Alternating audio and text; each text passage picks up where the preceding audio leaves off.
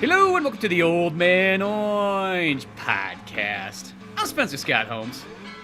And I'm Rand Dunigan, and just a quick little heads up.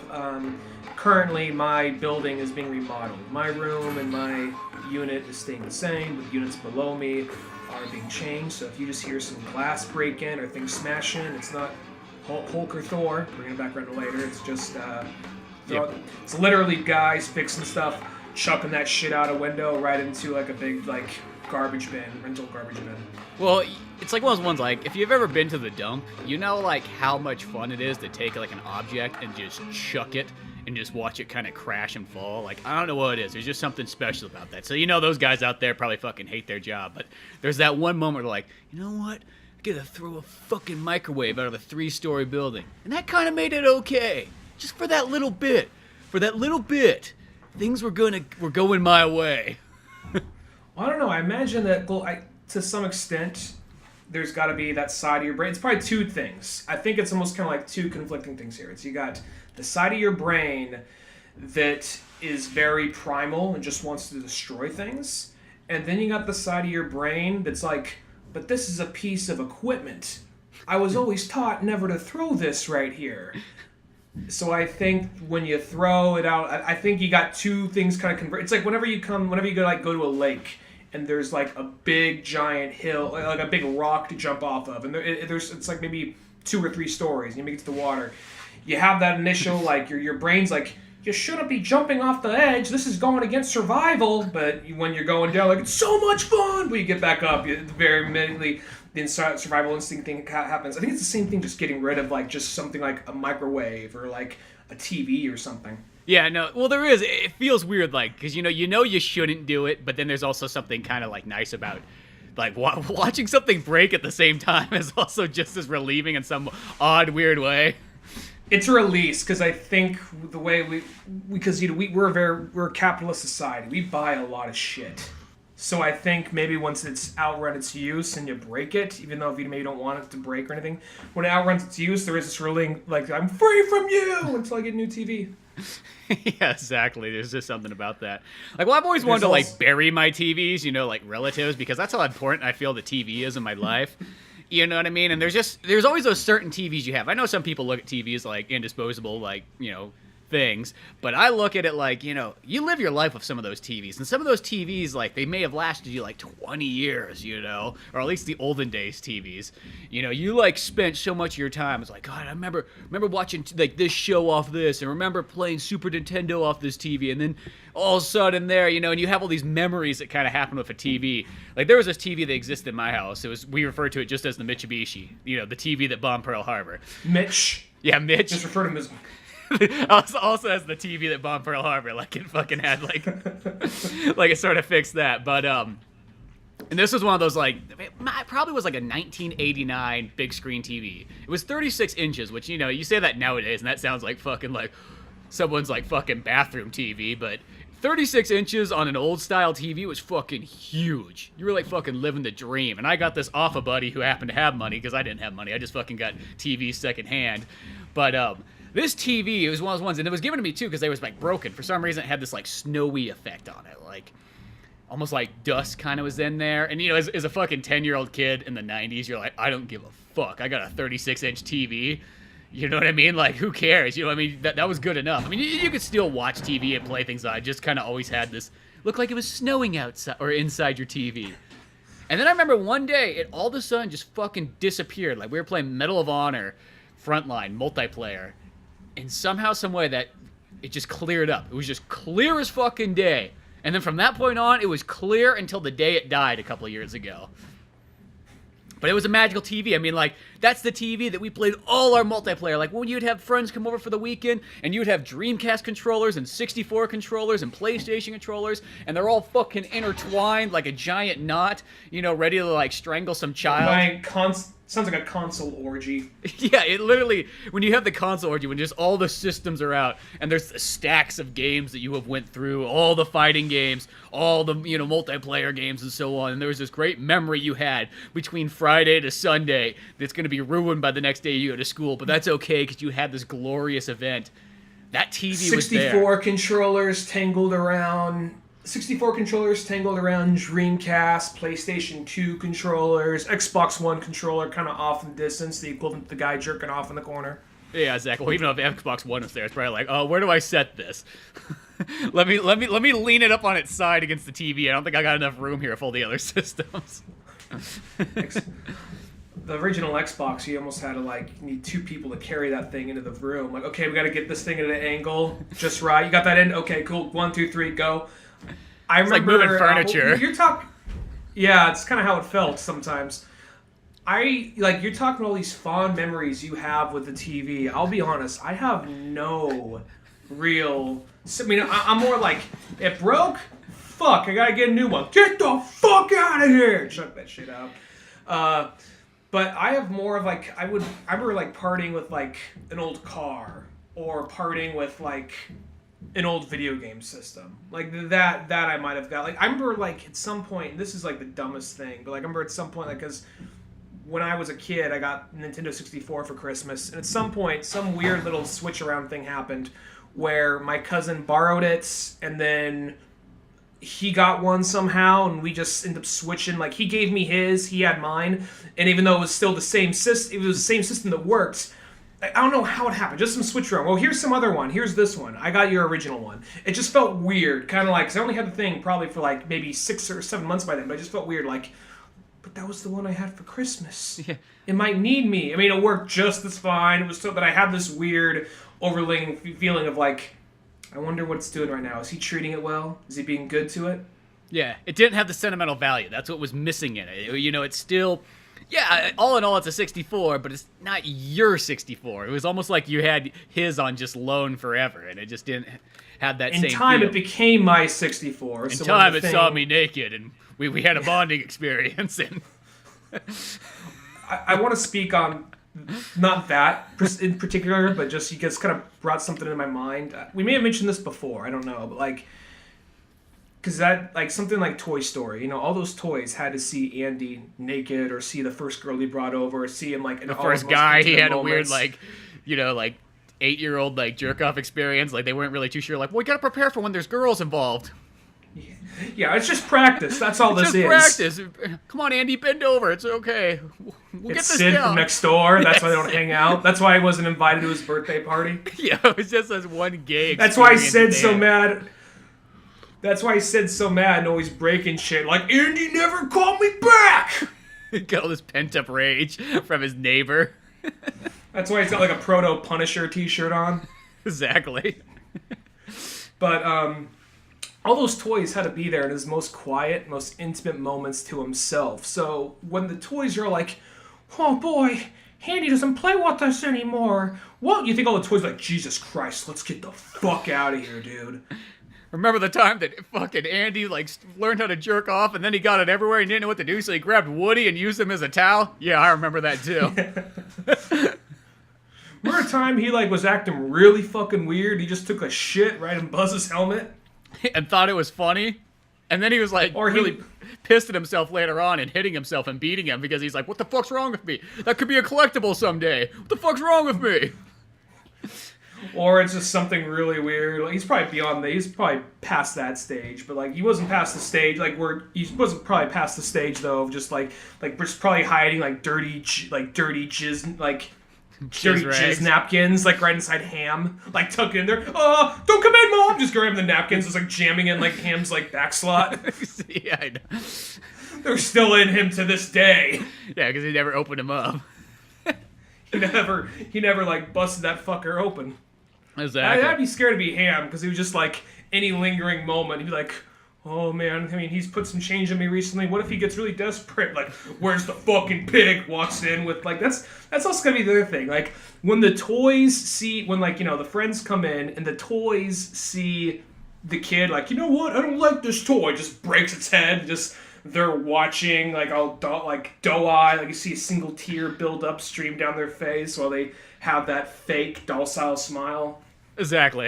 You know what I mean? Because there always was that one kid. Everybody had that friend who just sort of broke stuff. And it's just like not even intentionally broke stuff. Like, I used to always refer to Josh. I'm like, dude, if you had an X-Men mutant power, it would be that you just pick something up and it just falls apart. Because I don't know what it was. He would, like, pick something up sometimes, and you could, like, watch him. You could watch him from, like, multiple camera angles. And he did nothing to break it, but all of a sudden it just fucking, like, breaks in his hands. Like, I don't know why, and I don't know how. But it was like a mutant power. I had this one friend that was sort of the equivalent to Cartman, kind of. Mm-hmm. And he, one time, we were both into Pokemon, and this is going to be a real flashback for some people.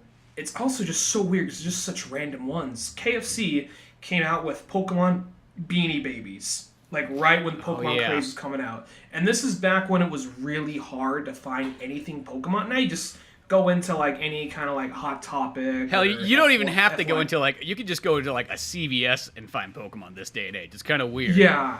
There was a period where I think it took off way quicker than it was, so it was harder to find anything Pokemon whatsoever. So when KFC, and like KFC, they sold Beanie Babies of 4 really weird off the cuff characters. Zubat, which no one gives a fuck for, but you wanted it because it was Pokemon related. Vulpix, Seal, and Dratini, who was cool. And so, I liked. I mean, of the four of them, I mean, Seal's okay. I like Vulpix, I like Dratini, and Zubat was more like, well, it's just another Pokemon, so here's Zubat. Yeah, Vulpix to me is probably the coolest one. Well, that and what did you say, Dratini? Yeah. Okay, yeah. Yeah, both those ones are pretty cool. Yeah, the Zubat's kind of like it's kind of like the one you settle for if that was all that was left, you'd be like, oh, okay. That's how I got it. That was the only one that was there when I got it, but sure enough, though, I showed my friend, like, dude, look, we finally got these Pokemon ones, and he just like was trying to be funny, but it was like, you motherfucker, when he did this. He's like, oh, Zubat, I hate Zubat, they're all over that stupid game. He throws it up. It hits the fan, spins, and it slams into the side of the wall. I'm like, no! It like had a tear like in the side of its wing, but it was still in one piece. It's like, what the fuck, dude? That's my Zubat! Which you would never hear me ever say again. But there was that moment, because that was all you had, because it was the only one there. There wasn't choices. We don't live in the future yet, where you could, get whatever you want. Yeah, and it became around, like, you try and make some kind of, like live-action D&D style role-play game out of it, just off the cuff. Like, okay, who do you want to be? These are your 4 characters. Oh, sure as shit, not going to be Zubat. Yeah. Well, I can't be. If you're going to be Vulpix, well, I can't be Seal if you're going to be Vulpix. So I'll go with Dratini because that's a normal type. Yeah, exactly. It's the only way I'm going to win. Or at least have some kind of defense. Normal type that stays in the water, which is always kind of interesting. But yeah, anyway. Well, it's also like Dragon type too. Yeah. Yeah. So. That was like back when it was just like, we got a dragon type. How many dragon types are there? Like this, red and blue. Like, 2? Yeah, exactly. It's like, well, yeah, it's pretty much just one Pokemon that has multiple dragon things. They didn't consider Charizard a dragon yet. Yeah, we also had, we won't go into a whole Pokemon rant here, but you also had Gyarados, and you had, like... Was Gyarados considered a dragon at that time period? Maybe he was. I think it was, because he has Dragon Rage, so... Did he have Dragon Rage back in the day? Maybe he did. Yeah, I guess he did. Did he have Dragon Rage back in the day? I've been replaying... Sounds like did he have PTSD back in the day? I don't know. Dragon Rage. That's pretty much what Dragon Rage is. The PTSD of a dragon. I just like, hey, what was it like battling with the Elite Four? Like, slow zooming on his face, like, dragon. Oh. He's like, flashes back to being a magic carp, just explosions, just him flopping around, just trying to avoid death. Exactly, yeah. Just to get leveled up. But, yeah, no, it is one of those interesting things, just like, almost like the ties, you can sort of have the things, like, as I know, it's like, I think of like a TV. I remember when that Mitsubishi passed away. Like, it literally just fucking died one day. I went to go turn it on, it was just like... And you could just hear the power just like, literally like its soul being released, just going out. That last bit of energy that it possibly had disappearing. And I remember Kyle was over. And he's like, I'm so glad I was here for this moment. You know what I mean? And we like put our hands on the TV, because the TV's fucking huge. It was like, it was like back in the day when like TV was furniture, so it had like the nice wooden outline to it and everything like that. And we had like a moment with it, pretty much like it was a funeral.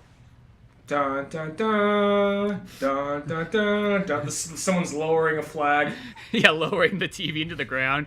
Some fucking forest ranger comes by. Are you guys fucking dumping out there? No, we're burying a TV. Like, oh, okay. Oh, what? You're just getting rid of a TV? You're gonna bury it? No. It's like a funeral. That'd probably be the point where we'd be like, I don't get paid enough to do this. Just keep going. Yeah. When he was just like thinks that like you're like littering or something like that, just realizes like, no, we're having a funeral for a TV. I gotta imagine there's gotta be a couple of like when they're filling out the paperwork of the day, there's gotta be a couple of columns they gotta like just mark off. Like that is definitely the other, and then fill in the blank of what happened and how you responded. It just like so Phil, what did you find today? All right. So you found another TV funeral, huh? Shut the fuck up, guys. It was just a one-time thing. I thought they were dumping, you know what I mean? Like, I thought I was going to be like the guy, I'm like, I'm going to fucking get these bastards, you know what I mean? And then next thing you know, it's a fucking funeral for a TV! They still have the wreath by the tree! Yeah, there's a fucking gravestone there! I've seen people's, fathers get cheaper gravestones than this TV. It literally says Mitch! Yeah, like it had a fucking name. And then it also, in quotes, it says the TV that bombed Pearl Harbor. What the fuck does that mean? Well, I guess we know that TV's going to hell at least. Not according to it. They gave it a fucking Norse, funeral. So now it's going to Valhalla because it died an honorable death. It died in battle and it struggled to turn back on. Exactly. It provided entertainment for 30 years. 30 years! Man. Or maybe not that long. Probably like 20-something years, but still. Yeah. It fought the good fight. It fought from literally Sega Genesis all the way up to PlayStation 3. I don't know if I got the PS4 yet. No, I guess 360. 360. It went all the way up to 360 at least.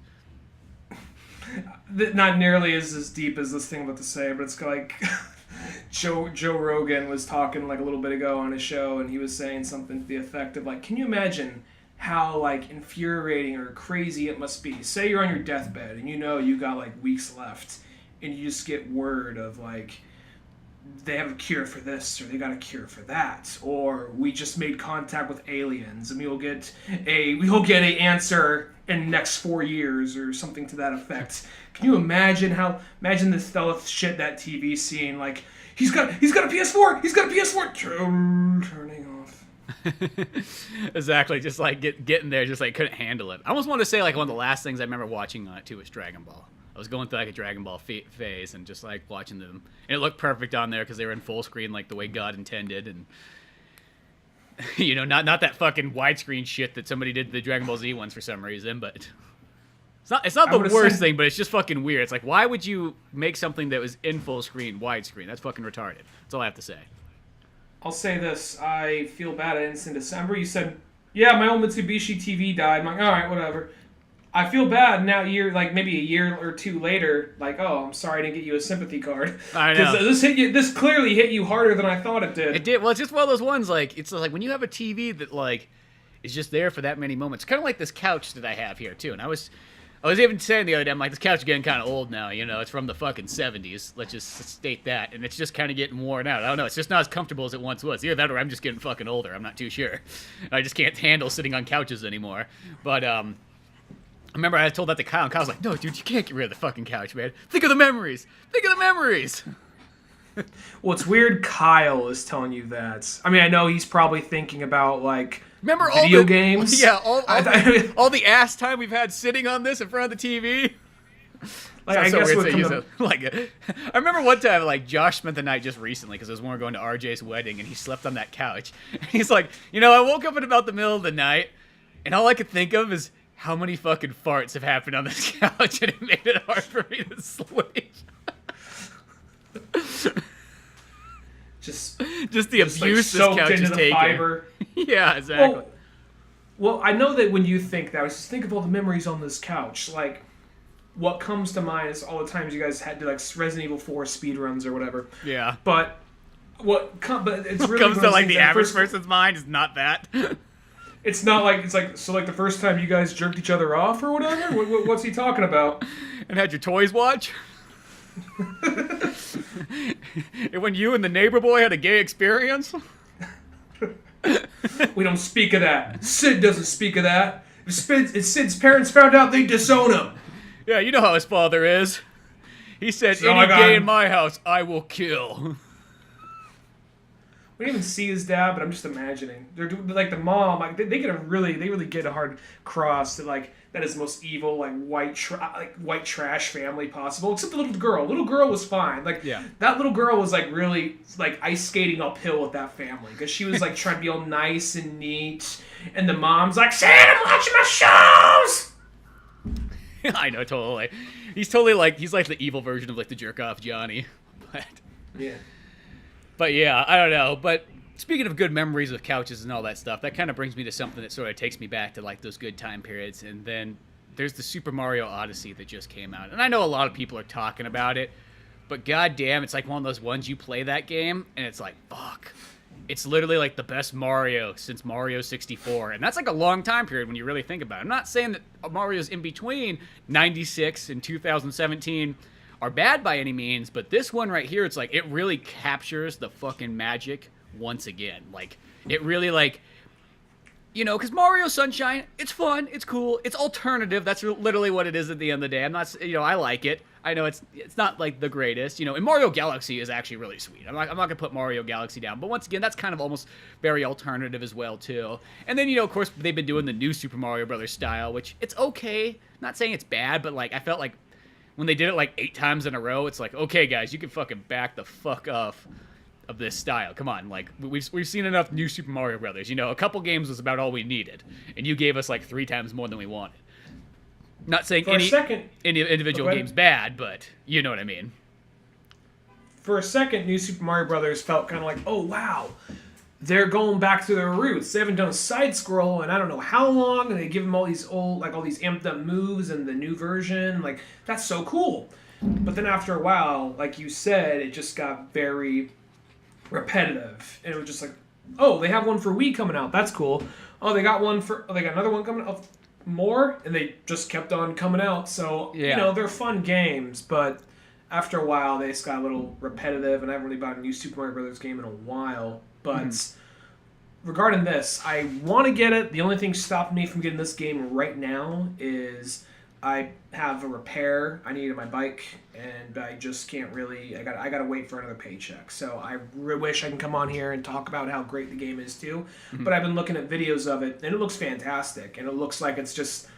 It looks like that good balance of hitting you in your childhood and at the same time moving forward. That's exactly what it is. It's like it does the Mario 64 style, but just adds just that extra, like it literally is like a super progressive step forward. And I'll say this, I think it's even better than Breath of the Wild. Like, Breath of the Wild's a cool game, and don't get me wrong, you know, I know some people make it look like it's fucking revolutionary. I'm like, I don't know about revolutionary, but it's a really awesome game.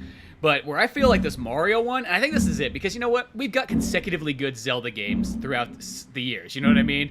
We've never really been in a need to have a really good Zelda game where you're like, fuck, this Zelda game is like, God, remember when Zelda was just fucking amazing? Like, don't get me wrong, the ones that they got right now are cool, but remember when it was fucking amazing? Like, that point never happened. I know somebody might say that they're like, yeah, fucking Zelda sucks since the 3rd one. Well, go fuck yourself. But, still, Mario, on the other hand, it's like, don't get me wrong, as I said, those other games are great. Like, in Mario Galaxy, once again, that's a really good one, but I still felt like ever since the new Super Mario Brothers style, it was one of those ones that was always like, oh, gotta get the 3 coins or the 3 stars, where the fuck it was in every single level.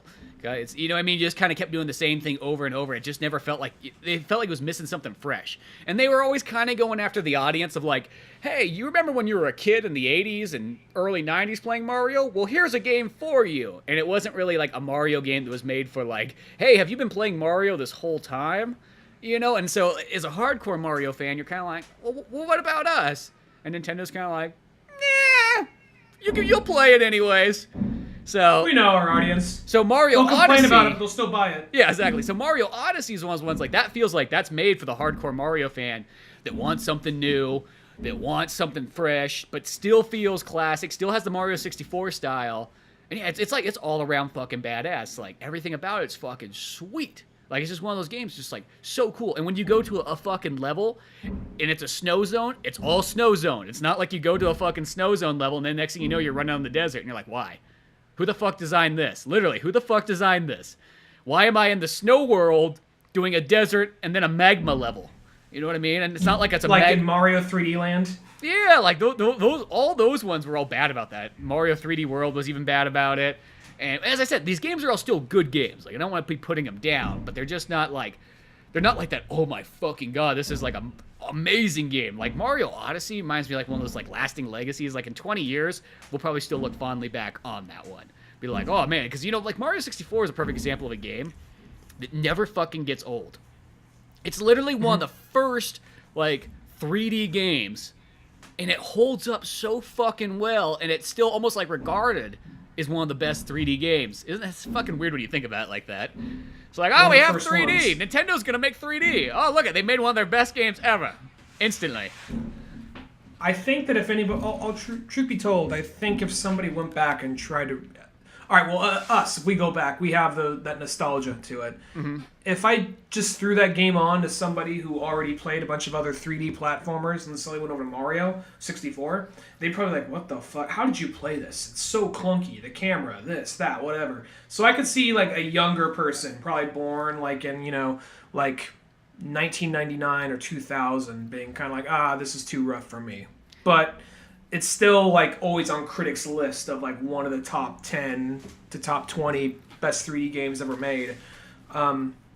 Regarding this game, though, just looking at it, because there was a period, kind of playing off what you said, there was a period where Mario games, it stopped looking kind of like I know it's Mario. I know you got mushrooms walking around. You get big if you eat a mushroom. You're killing mushrooms. You got cactus. You ride a dinosaur. I get it. It's a weird, wacky cartoon world. That being said, though, there's still sometimes like to the look of the level, it could still be a fun level. Kind of like it looks like it'll lack logic, if that makes any sense. Like you just be going through this level, there's grass, all of a sudden just random weird platforms with no particular theme or design. Like it just looks more like they did the outline of a level. Here's some stuff to jump on top of, and then you're at the end, and that's fun. That's fun, but it look like you're running through like Quest World or something like that. Yeah, like you knew you were in a video game. Like it wasn't supposed to be like a real world. Like I can't speak of the one for the Wii U, but the one from Mario 3D Land for the 3DS. That one, because after a while, they would have a couple of themed levels. Here's snow, here's whatever, but then it reached a point where it's just some random platform with no real. I don't want to say real world look, because it's clearly not meant to be a real world, mm-hmm. but it didn't have like any particular like. It didn't look consistent. You know what I'm saying? It looks more of just like, here's just some random shapes for you to jump off of. And it felt more of like, here's a designed obstacle course. Kind of like, all right, you would play like a level in Mario Sunshine. You're like, oh, we're at a port. It looks like a port. You're in a volcano. It looks like a volcano. Maybe there's a couple of random things to jump on, but it looks like a volcano still. You would get to those levels where they're more of just like the stages where you don't have the jetpack. You just have to run through. And that's what a lot of Mario 3D Land was like. As much of a fun game it was those obstacle courses where just shapes and platforms you're jumping on. And it just kind of took you out of the game, kind of. But this one, from looking at it, from what I've seen on Let's Plays and what I've seen of like promotional stuff, there's probably some of that here and there, which I understand because it's a Mario game. But it looks like, oh wow, that actually looks like a world. That actually looks like there's, like it's taking place somewhere. Yeah, and that's exactly how it is. And every once in a while, if there is one of those weird levels where you're just jumping on shapes and stuff like that, it's literally just like a little like bonus thing. It's never like part. It's just like you walk into a room and there's like a bonus level to go get a star, or that you get collect moons in this game. But all right, people are tired of the stars. We did suns. What have we done? Fucking moons! Yeah, exactly, pretty much. We've done coins, we've done everything. And the other cool thing, too, is in this game, it's like coins actually, you don't just collect coins for no random-ass reason. They actually have value. It's like you collect them, and when you die, you lose coins, so it's almost like your continues or your lives are your coins. And then, two, you can buy shit with the coins. So I thought, like, that's smart. You know what I mean? You're not just randomly collecting coins for no reason. It actually has, like, somewhat logic for, like, why get them. I like the idea Mario dies, goes to hell. He's able to pay his way out. Pretty much, that's probably what it is. He's not going to heaven. He's going to heaven like, welcome, Mario. It's like, what, like, Satan's there? Like, oh, welcome to hell, Mario. Like, why am I in hell? Do you realize how many turtles you just, like, slaughtered thoughtlessly? I thought they were all gonna kill me. Yeah, because they're fucking animals and you out going your way. You stomp with their fucking heads in. Yeah, violently attack them. Because that's after it took them a while to actually make the Koopa Troopas look mean. Because there was a period where just like, yeah, it's just a dumb animal. It's not, I don't even think this thing works for Bowser. I just think it's just some animal minding its own business. Mario's just stomping its way through. I know, just like going through, just fucking like I gotta get the Bowser. Anybody in my way is fucking gonna die. Think about Mario 64. It runs from you. It runs. It does not go after you. It's like, oh fuck, it's Mario! It's Mario! And you stomp on it and you jump, you can kill him, you get more health when you kill him because you get the blue coin, you're able to surf on the shell. Yeah, so like an asshole. Yeah, it wasn't until like a more recent, I think Mario 3D Land, like, let's give this thing like an angry frown and it actually comes after you. Yeah, exactly. Well, it's just kind of funny because you know that like little Koopas, like they like wake up in the middle of the night just fucking freaking out, like having like fucking like horror nightmares of like a guy running by and like big boots coming after them like they're gonna get smashed on. Well, I'm just imagining just because like you're more like, yo, where the fuck you going? Exactly. And then like the other one's like he stomps on like one of their friends and then he grabs the shell and then as the other ones are running he's like, you get the fuck back here, and chucks the shell. It's like dunk dunk dunk dunk dunk dunk dunk. One life. That's what I fucking thought. Ow! Luigi, kill that motherfucker! Luigi, where's your fucking vacuum? Get the fuck out here!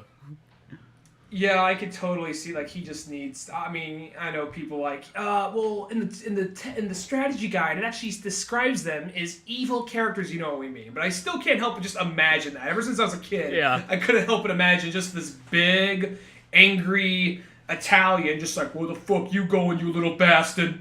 Gonna make turtle soup out of you. See, like at least in Sonic, when you jump on enemies, you bust the robot and the animal pops out. So it's like you're saving people. You're freeing slaves is what you're doing to Sonic. You're fighting the power in that one. Exactly, you know. You're stopping Republicans from like fucking dominating. But Mario, on the other hand, like you're just fucking killing. And you got no remorse about it. You're just like, fucking, I want pussy. Like, fucking Bowser took my woman. I don't care how many turtles I gotta kill to get some puss. Shit, there ain't a lot of women around here. Wow, Mario, we gotta tone it back a little bit. Well, he's not. He's not. He's an angry plumber from Brooklyn. You can't expect him to be. He's like, they took away our plumbing union. I'm fucking pissed. To let off some steam, he just has to go to a world where he's the strongest thing there and just start stomping around just to let off all his stress. Exactly. But no, over. What's this? A fucking dinosaur? Fuck dinos. Something. Gonna punch you in the back of the fucking head. Yeah, that's one thing though I do miss. I miss when Mario was able to punch. Like I literally saw this tweet. Somebody was like, they're like putting up one of those like voting things. They're like, who would win in a boxing match? And it had like Mario and maybe Sonic, and it had Donald Trump and somebody else. And I was like, well, I would say Mario, but he hasn't thrown a punch since 1996. Well, that's the thing about like, I remember it felt cool. Like, oh wow, Mario can punch and kick. And then they took that away. They just like got rid of that. It's never been back ever since. That's still his A move in Smash Brothers. That same pattern, the ha kick. That thing he does. That double in Smash punch Brothers. Kick. I mean, I take it back. In Smash Brothers, it has it, but not in like a Mario game. And he still has. It's still that same pattern though. That left-right kick, left-right kick. You just hit A couple times. But that being said, though, it is one of those things. I could totally see it being as there's some games like Smash Brothers, which is probably hard to work its way around. But maybe it's like that thing like. How'd this kid get punched in the face on the playground? Well, they were playing Mario. He did a left-right kick move. And went, like right at the very end. Because I remember back when I was a kid, they would literally say, all right, kid, like over the announcements, remember, no playing Power Rangers because some dumbass kid got kicked in the side of the head. I think every school had that at some point. But you know what? After he did the left-right kick, then when the other kid was laying on the ground, he picked him up and then started spinning around in a 360 until he started generating so much momentum that he let him fly off into the other side of the playground, hitting the monkey bars. So yeah, Nintendo, Some kid just finally hitting his head, just like boom, like on the dimple, like on the right side of the head. See, that's the other thing just, too. Is like screaming. When was the last time we were able to like throw something in like a Mario game too, like the rotate through? Well, I'll say this. This is probably why. Is because Nintendo stopped making games that had like the rotating the joystick motion, because after Mario Party 1, people were fucking tearing up their hands, which anybody who's ever played Mario Party 1 hardcore knows what we're talking about. You'd fucking get like a hole in your hand from like spinning that joystick, because you're not gonna spin it with your thumb like some kind of primate. No, you're gonna fucking take your full-on palm and spin the 11 daylights out of that boat to shove your friends into the other side so they get stabbed in the head by a Shy Guy. God damn it. And then from that point on, like that's why Mario Party 1 has never come out on like the first real console. They just released Mario Party 2 and 3. I don't know if they released 3, but they released 2 because 2 is pretty much like sort of like a Mario Party 1.5. Like there's some new stuff in it, but it really has a lot of the same mini games, but they took out all the spinning the joystick ones. Mario Party go fuck itself. I never liked Mario Party. I mean, it was one of those things when I first played it. It's like, it's a new Mario game, and I was trying to get into it, but then the more it went on, I was just like, fuck this game. Because I'd always play with, well, I mean, we won't try and make it too local here, but I always play against Cisco. And Cisco is just a dirty, cheating bastard to do whatever he can to win. I'll say Mario Party brings out your people's worst sides. It does. I love Mario Party, though. It's one of those ones, though. There's just something so much fun about it, you know? And the thing about that kind of game, it's one of those ones where, like, you might feel like sometimes you're not doing the greatest, but maybe you got a couple of these other things going on, and then in the long run, that might come back around for you. But then I know that some people that, you know, you get to the chance time or something like that, and that's where, like, all hell breaks loose. That's where people get fucked. I could be doing good, and then some cocksucker lands on chance time, and that makes me like, oh, everything you have goes to these fuckers. Could you imagine if real life was like that? If real life was just all of a sudden, you're like, I'm going through life, I'm doing fine, do. And then you got like some coworker, something that lands on a fucking chance time. They're like, okay, guys. Chance time! Yeah, we're gonna spin these wheels and see who gets the Christmas bonus this year. You know, Ryan was supposed to get it because he's been earning his stars the whole time. But guess what? Dave here, who hasn't done fucking shit for the company, landed on a chance time, so he might have the advantage. I thought it was one of those things like, oh, it looks like you're getting his kids. Taking your kids from you or giving it to Frank. Why? Chance time. Chance time, what do you expect? Come on. But, no, good times. That Mario Odyssey, I recommend it highly. As I said, probably the coolest game I've played so far in a while. Especially Mario. It looks like it's also trying to do something a little different in the aspect, because for a while it was just like Mario going to fantasy worlds, and in this one, looks like it's doing sort of like a better I'm not sure if they took a cue from Sonic or if they're just like, let's just try something a little different, maybe do like semi GTA. But like, we're taking him to real places, and we're actually going to show him like, or not New Donk City's not a real place, but a more realistic looking city with realistic looking people. Like, I'm surprised people are looking at Mario like, what the fuck is that? Well, you know what's kind of the cool, like, okay, because I remember when I saw that just like in screenshots, I'm like, that looks kind of fucking weird. But when they explain it in the game, it's kind of almost, that's where Pauline's from Donkey Kong. And it's almost like, by that standard, you're like, oh, fuck, it's a that's pretty much where Donkey Kong takes place at, is New Donk City. I'm like, that's cool. Fucking cool when you think about it. The only thing I wish what they did is the way Pauline looks, is she still looks like she fits in with Mario's world, you know? But the rest, I wish just they made the rest of the humans in that area look more cartoony instead of that kind of realistic look. That's about the only thing. Instead of looking like they came out of fucking Batman the Animated Series, I wish they looked more like Mario. But Pauline looks fucking City, awesome. Do they have like areas where it's just kind of like, okay, you're running up like this halfway constructed building and it resembles Donkey Kong shit? I don't think they have anything like that, but you just see like it's all designed with like Donkey Kong 1 style stuff and like in the lights and everything like that. And it's got graphics, and of course you got Pauline, and then you start thinking about like, oh, New York City, King Kong, like it's almost like Nintendo poking back at that. Mm-hmm. So it's like, I thought, what you gonna do? We've been doing it for years now. Yeah, so I thought that was actually pretty cool. When I saw it like that, it was like, it kind of changed it for me, because at first I was like, what? Like, that's just kind of fucking weird. But it's like Mario's just going to different worlds, so I guess by that standard, who the fuck knows where Mario comes from? Then I don't know what the fuck that's supposed to mean. Like, I still think he's from Brooklyn. Yeah, exactly. That's what I wanted to picture too. This New Donk City's just, you know, they just think they're better than us, taking our wages, taking our jobs. They got a woman mayor!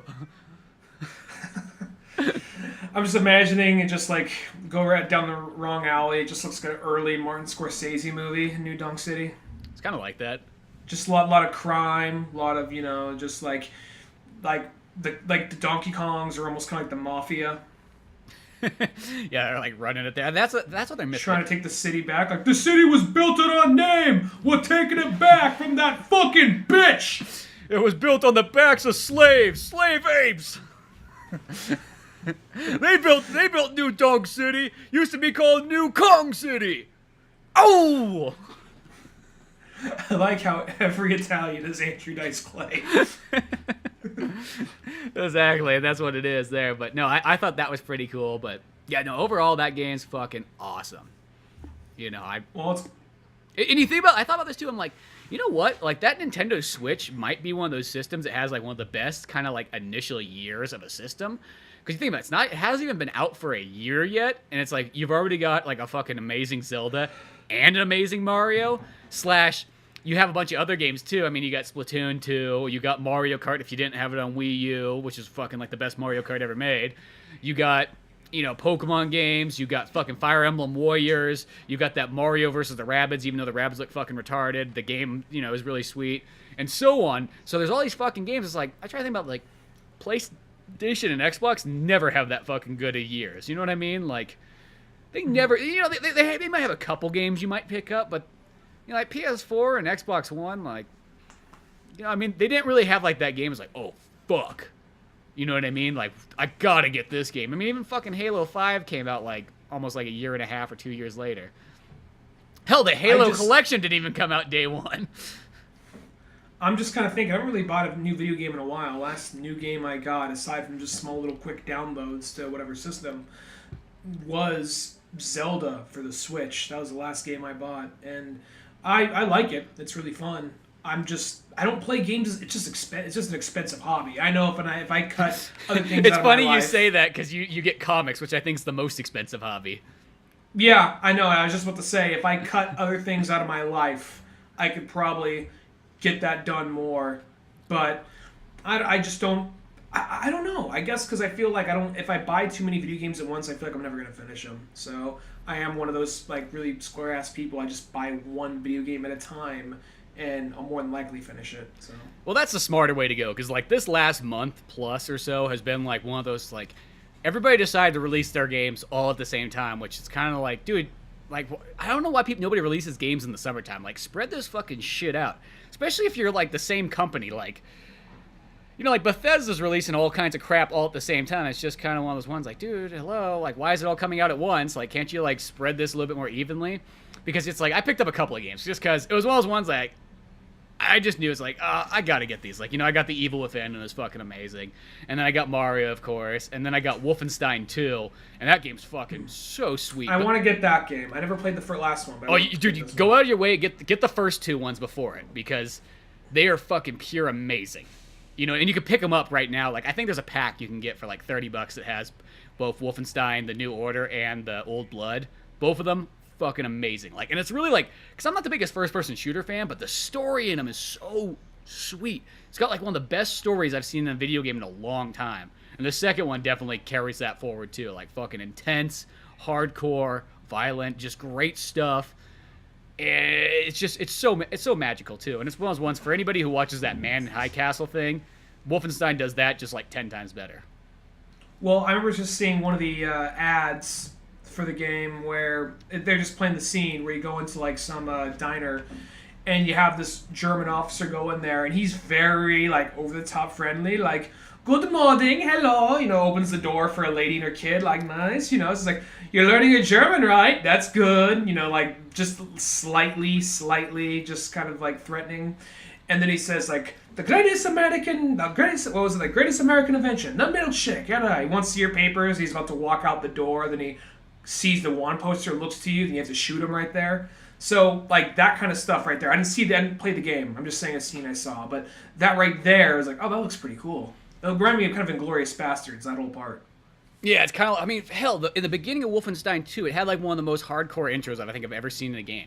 Like, it starts kind of like, because, in the last Wolfenstein, you fucking, like, defeat the boss or whatever. Now you're fucking bleeding out and everything. So your comrades come by and they're, like, taking you. And, like, we can get him fucking back together. His fucking guts are hanging out, but we'll get him fixed up. We'll get you back, BJ. And so they're, like, dragging you in and fucking like that and take you. And you're kind of, like, sitting there, like, flashing in and out and everything like that as they're taking you away. And you start having these flashbacks to, like, your childhood. And it's, like, there's, like, your mother's, like, taking care of you. It's, like... He's like, oh, it'll be okay, William's his name, and she's like, oh, it'll be okay, William, everything's gonna be fine, but don't let your father know, and stuff. And then all of a sudden, your father comes and he's like, woman, and he like kicks down the door. He's like, where's that boy at? And you're like, oh, what the fuck's going on? He's like, yeah, I saw that boy. He was hanging out with that goddamn nigger girl. I saw him and they were making cutesy loves. And the lady's like, no. She's like, calm down. He's in the closet. Or he doesn't say that. She's like, he's okay. It's like, let him do what he wants to. He's like, no, I'm not letting that reputation of my son ruin what I've started for this business. And it's like hardcore. Like, I'm saying it kind of almost like funny, but like you look at it's like, dude, it's like fucking like a serious, like, this is 1911. Like, this is how people would have thought and so on. And it just gets to the point, like, you're in the closet just fucking, like, looking and shit. And you got your dog right there with you. And you're just looking at this guy. And he just gets to the point, he's like, where's that boy? Where's that fucking kid? I'm going to teach him a goddamn lesson. And then, of course, the wife tries to stop him. And he's like, get the fuck out of my way, you Jew. And just, like, backhands her and whatnot. You're like, oh, my God. You're like, you can think of it as being a kid fucking watching this. And, of course, then, like, he rips open the closet door. And you're now allowed to run. He's like, where are you going, boy? Where are you going? And, like, I fucking... Do you have, like, a health bar? Do you have a health bar? And he's trying to he didn't have that, but he was trying to attack me. But I saw, like, there's a fucking vase. And it's like, oh, I can pick up this vase. So I grabbed the vase, and then he picked up me by the neck. And then I hit the action button, and it fucking smashed it across his face. And he's like, oh, you're coming with me now. And he fucking knocks you out. And the next thing you know, you're fucking tied up, like, in this basement. He's, like, tying your wrists together, kind of crossed. And he's got a little belt going on there, and you're like, oh, fuck, what's he going to do, like, whip this child or whatnot? And then he takes the dog and pulls it over the corner and ties it up and puts some water there. Jesus. And then he starts loading the shotgun. And he puts the shotgun in your hands. And, you can barely move it because it's all still interactive. You can barely move it. He's like... And he's just cocking you like, you're fucked up, kid. You can be a man. You're going to stand up. You know what I mean? Kill this fucking dog. And then, like, I took the shotgun and I pulled it. Like, I tried to pull it and shoot him. That was my intention, but I couldn't pull it that far. So when it fired, it went right past him. And then he hit the kid, took the shotgun out, loaded it up, and then shot the dog. I was like, Jesus Christ, this is the intro to a game? It's like, fuck, it's intense. Jesus Christ. And then it's like, and I mean, like, don't get me wrong, like, the first two, like, Wolfensteins, like, they were fucking intense, too. And even, like, the New Order, like, when I played that game, like, there was a part where, like, it's, of course, it's 1946, the war's carried on longer than that, and you're in the tower and whatnot, and you're fighting your way through, you're gonna fucking take up the stronghold. And then you get the point where you don't. You get fucking captured, and it's you and your buddies. And the scientist guy literally makes you choose between your two friends. He's like, well, who will it be? And by which person you look at, they take the other one, they fucking murder him, like, right there in front of you, and that kind of, like, changes who comes along in the story later on. But it's kind of cool, because then next thing you know, you wake up, and it's like, you've been asleep for, like, 12 fucking years, and now it's in the 60s, or whatever, and, like, of course, the Nazis won, they nuked America, and so on, so they have the control. But you don't know this. You're just kind of, like, laying there in this bed and, like, fucking looking around and stuff. And you're just in this hospital and whatnot. And, of course, after a while, these Nazis start coming in. They start interrogating and whatnot and so on. And then they start fucking shooting doctors and nurses and so on looking for it. Because, they know there's some American in here. And then, of course, like, they have an options, like, right when the guy gets by, you grab fucking, like, the scalpel, and you fucking stab that Nazi, and, like, in the throat and whatnot, and grab his gun, and then, even though it's, like, I know it's kind of unrealistic, you get up and you start being able to fight your way through, because obviously, if you're in, like, a coma for 12 years, you probably wouldn't be able to, but, beyond the point, it makes for a really awesome scene, like, you're breaking out there.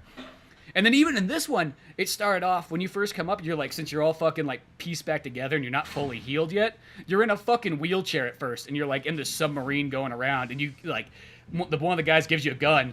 He's like, come on, we gotta defend this place. And then next thing you know, he gets shot. But you're, like, literally going in a wheelchair fucking shooting Nazis at the very beginning. It's like, dude, it's so fucking amazing.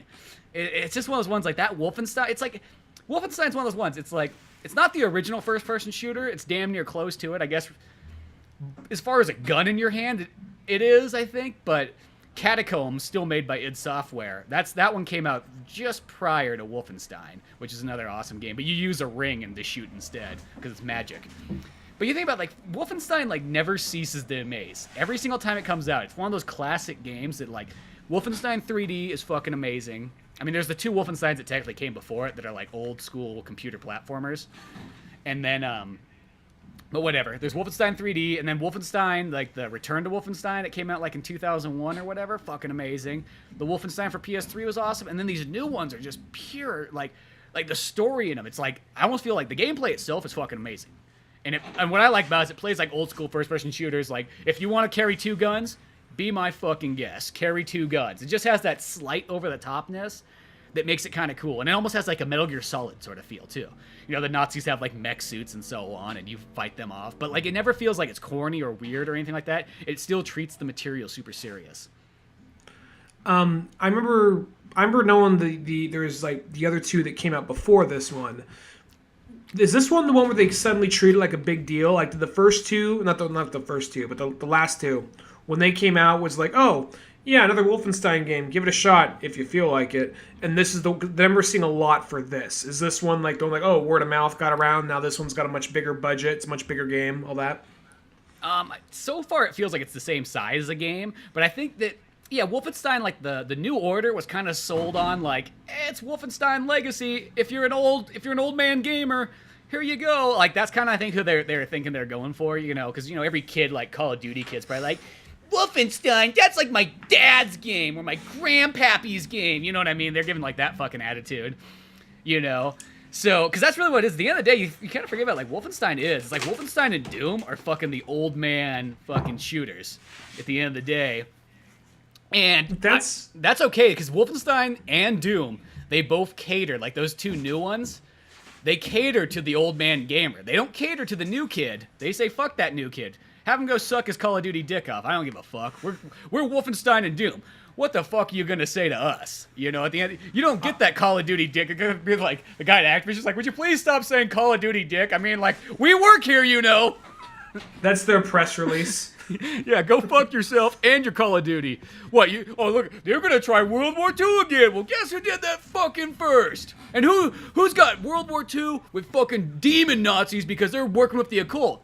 Not fucking Call of Duty, I'll tell you that. I know Call of Duty's a fun game, but that's the thing. Like, Call of Duty, World War II. It's like, I know that you got a bunch of younger gamers that never really played a Medal of Honor game or never played original Call of Duty. Uh-huh. But at the exact same time, I'm just like, dude, I've seen that shit a million fucking times. And I don't know, you have the one where it's just like Call of Duty Airborne or Medal of Honor Airborne, whichever one it was. Yeah, that was Medal of Honor. You have to come in on a fucking parachute. And now, all right, the World War One. That one I get because Battlefield. That's a little different. But even that though, I don't know. I'm just so worn out on whether it be historical or modern. I get worn out on all these military shooters. They just kind of run together after a while. And I know that they're good, solid games most of the time. But something like this one jumps out to me a little bit more. I think something like this or BioShock jumps out because it's more of just an interesting story. I think after you do so many... How many more ways can you improve the first-person shooter? But you tell a really good story. Yeah, that's pretty much at the end of the day. Because that's the thing about first-person shooters. I mean, they've changed like just a minor amount, but at the end of the day, first-person shooters are some of the games that probably have evolved the least. I mean, their graphics evolve, and the controls get a little bit smoother as time goes on, but... I mean, go back and play Doom, the original, or Wolfenstein. It's no different than any other first-person shooter at the end of the day. I mean, yeah, you don't aim, like, necessarily. You just kind of point in the general direction and shoot. Spray and pray. Yeah, but at the same time, it's still the exact same kind of, like, overall approach. But, yeah, that's where, like, Wolfenstein really improves. Because, you know, Call of Duty, at the end of the day, like, there's nothing wrong with Call of Duty. They are fun, but I almost kind of consider them, they're casual gamer games. Like, if somebody tells me they play Call of Duty and Madden, I go, you're a casual gamer. I don't mean that, like, and that's not saying that you can't be, like, fucking amazing at it and better than me at Call of Duty. No, I'm just saying those are casual games, you know what I mean? Because you play them and there's nothing ever, like, you know, I mean, there's not, like, this hardcore story and the gameplay's, you know, kind of run-of-the-mill. I know they kind of invented the run-of-the-mill gameplay for that, but you know what I mean? At the end of the day, it's just the same old over and over. I consider that a casual game. Where Wolfenstein, Wolfenstein's like a game made for like hardcore gamers. And I don't mean like hardcore like, oh, I'm so fucking good, I play 12 hours a day. No, not like that. I mean people that really love video gaming to the core, and they want to see something brand new. They want to see a cool story that happens to have great gameplay with it, and it looks phenomenal too at the same time. Like that's how I feel Wolfenstein's made for like the hardcore gamer, like the serious gamer.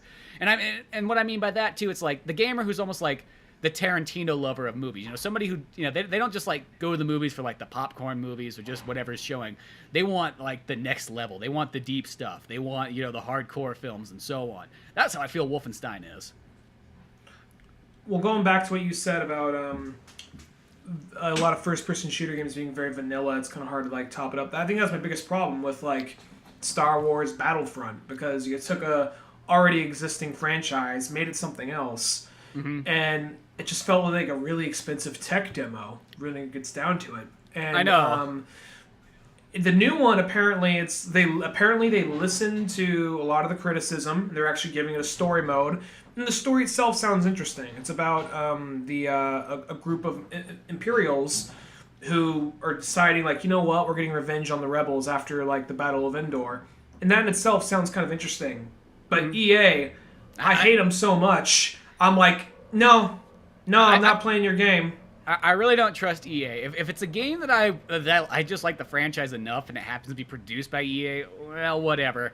But I'll tell you this, I don't know. I haven't bought an EA game in a long time, so I don't know. I don't really care too often. But yeah, Wolfenstein though, go out of your way, go to like a GameStop, because you probably could pick up the New Order and the New Blood. I mean, New Blood came out for $20 brand new, and it's a full game, so you could probably pick those both up used for like under $20 if I had to guess.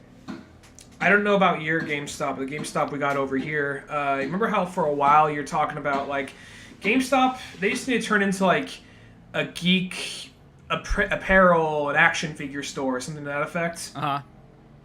The lower level of the GameStop here in San Francisco totally did that. That's cool. Top floor, video games. Bottom floor, it's all like T-shirts. Now, which GameStop is that? I figures. don't remember a two-story game. There's one on Market Street. That one's 2 stories now? They didn't used to be 2 stories.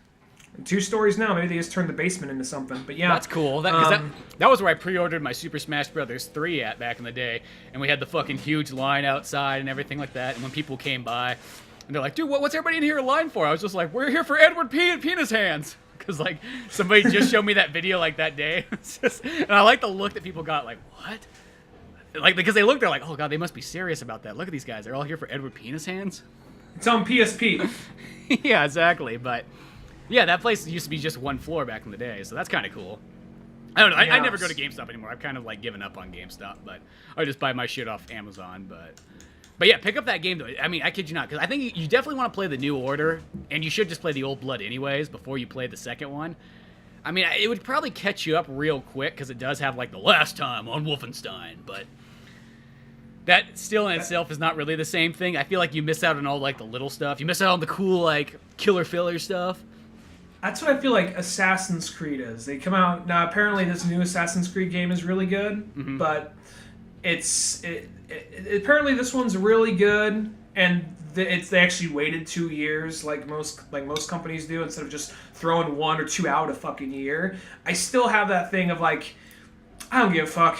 Maybe I'm just being a cynical dickhead, but I just see Assassin's Creed. I'm like, there's so fucking many of these things, and you're still doing let me go back and look at my fucking memories. Or we could just take place in the fucking world and not worry about the whole memory thing. Maybe that's went away the more people played it. But I don't know. After a while, they just come out so frequently, it's just hard for me to care. Yeah, that's pretty much the same thing that happened to me too. I know that if I picked up one of them, like a newer one, I'd probably be like, oh, this is fucking amazing. But it's just one of those ones, like, I think by releasing so many in such a little amount of time, it kind of ruined it. See, like, Wolfenstein, like, that New Order came out 4 or 5 years... It came out, like, literally, like, right in the beginning of PS... I guess here's a perfect example. This came out, I think, year 1 of PS4. Because I remember I got it on PS3 originally, because they still were releasing it on that. And it played totally fine on PS3 for me. So it came out then, and it's like, yeah, and then there's the Old Blood that came out 2 years after, and then this one here. So it was, like, a perfect balance of time. Yeah. So yeah. This one I'll probably pick up. Like I said, I kid you not, like, go out of your way, because the story of this It's better than any movie you could possibly watch on World War II. I don't care what the fucking movie it is. This story is so fucking awesome. Like, and it's always once. If anybody likes Man in High Castle, fucking this is like Man in High Castle, but like fucking awesome instead of being like boring. Have you watched Man in High Castle? I watched the first season just because I was like, oh, okay, it had that like similar story, but then it's like, oh, it's just them hanging out in fucking like a diner for 5 episodes, not doing any. I don't know. It's like it has like the concept, but without. It just didn't have the budget to make it like a cool like fucking or TV show. Were they holding up like in a diner fighting off Nazis or something like that? No, they weren't even fighting them off. See, that's the thing though. There was no fighting. That was just talking and just they're planning a revolution. Yeah, like that kind of shit. We're like in fucking the New Order. They're fucking planning shit. Shit, you go to fucking space in the New Order and you fucking fight like the Nazis have already colonized the moon. Yeah, but it's never corny. That's the thing. That sounds corny, but they like Wolfenstein still does it serious, and that's what I like about it. They still treat the Nazi stuff like they don't treat it like a joke or anything like that. It's still like this is fucking real shit. Just this is like what would happen if you kind of let people like use technology and not have any restrictions. But yeah, that is on the list. I'm gonna say Mario Odyssey tops that one. It's weird. I'm 30, and here I am.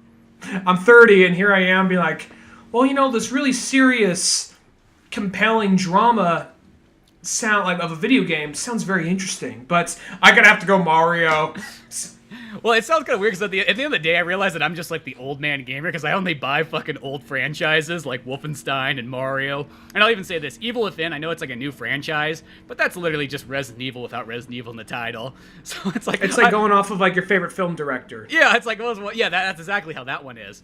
So it's like I'm not buying anything new. But you can see I'm not buying the new Assassin's Creed. I'm not buying Shadows of War. I'm not buying all these new people games. I'm going for the old shit. Not saying anything against them, but I mean, the only other game that I kind of wanted to get was the South Park one, but I told myself, I'm like, no. Yeah, you gotta finish some of these other games you bought before you get that game. Like, I had to put a stop. I was like, slapping my own hand, like, no, you finish that fucking shit. Shit, you gotta finish Mass Effect. That's only been sitting there since fucking Zelda came out. I still gotta finish Zelda, but I don't feel as much of a need to finish Zelda, because Zelda, it doesn't feel like by any means like a casual gamer type of game, but I feel like you just kind of go wander around like, oh cool, here's this, here's that, moving on, because there is no real sense of like, because it kind of gives you figure it out, just get in a high enough place, oh there's a goofy looking animal thing, go to that. Yeah, that one has that. I mean, there is like a story in it, definitely small compared to like everything else in the game, but no, all kinds of cool games right now. It's just that fucking month where it's just like game companies just throw games out like, fuck you all, you wish you had this much money, and they're just chucking games, and you're like, you wish you had this fucking much time. It's just like, dude, you know we can't buy all these games, and we know we don't have this much time, and anybody who fucking does, I'm gonna slap the shit out of them, because fuck you if you got that time and money for all these sweet games in 1 month. Like, what the fuck do, you 15-year-olds? But 15-year-olds probably they have the time. They probably don't have the money though, unless they're fucking doing some shady shit. Well, I don't know. When I got my first job, and I realized, oh my god. Now I'm just thinking about Jesus Christ. Like that's how much I just got my first paycheck. I made $118. Oh boy! And just suddenly feeling 2 games. Like, yeah, that was a big deal. DVD. And I remember just going into being like, kind of like just big spender, just being like, I heard about this game. I don't even know if it's any good. I'm going to buy it. I'm going to find out. I don't give a fuck. You know, when you're like 15, 16. Like, no responsibility. Yeah, I'm just buying a bunch of like, let's see how True Crime LA is. That actually was a pretty good game, I'm not going to lie. And if you had a GameCube, that was the only Grand Theft Auto you were getting. Well, it was just like, it wasn't Grand Theft Auto. That's the thing, though. I was like, it's better than Grand Theft Auto. After having the game, no, not really. I'll say it's definitely not better than Grand Theft Auto. Fun, but not better. Yeah, and then, but no, just buying random games, just see what this one's like, see what that one's like. So yeah, it's a part of my life. I don't really miss everything else that came with being 16, but I kind of miss that aspect. Just like free range of just like, I don't know what this game is, I'll buy it, find out. Now I really get buyer's remorse unless I absolutely love the game, I get buyer's remorse. I know. Well, that's how I am nowadays. I got to kind of like think it out. Like, okay, you got to like plan your tactics of how you're going to buy this stuff. And it was one of those ones, like, I didn't expect to buy this many games right now, but it's just kind of like, fuck. It's just like all these franchises, these are the ones I really fucking like. It's not just like regular games. It's like, I really like them, you know? And I just did the thing like, fuck it, Amazon. And if you buy it on Amazon, you save like $15. So it's almost kind of like, by that standard, if I buy 3 games and I save $15 on each one, it's like one of them was free. That's how I almost look at it. So I got 3 games for the price of 2. Cool. Whatever. But in other news other than games, though, we had some new movies come out, like Thor, Ragnarok, #3, which I will say right off the bat that it's probably the best Thor movie by far. Like, I will definitely say. the best Thor movie. Yeah. You know, I mean, you sent me, because you got the early access, so you sent me the message. You're like, well, they got a lot of fucking comedy in it. It's like, you thought Spider-Man and Guardians of the Galaxy were bad? Wait till you see this one. And I kid you not, when I was kind of sitting there watching like the first like 15 minutes of Thor, it was like literally like Thor, the fucking sitcom. And I literally had a studio audience with me fucking laughing along. So there was literally a laugh track.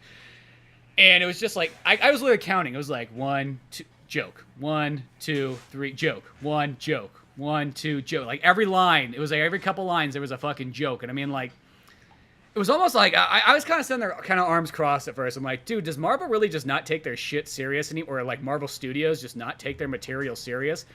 Like, it's one of those ones it's so weird that people always complain about Batman and Robin. And then I watch some of these Marvel movies and I go, dude, it's the exact same thing. I mean, it has better special effects because it's not the 90s, but it's the exact same fucking thing. Like, it's like, in fact, I'll probably say this, Batman and Robin a lot of times has less jokes probably than like a lot of these Marvel movies.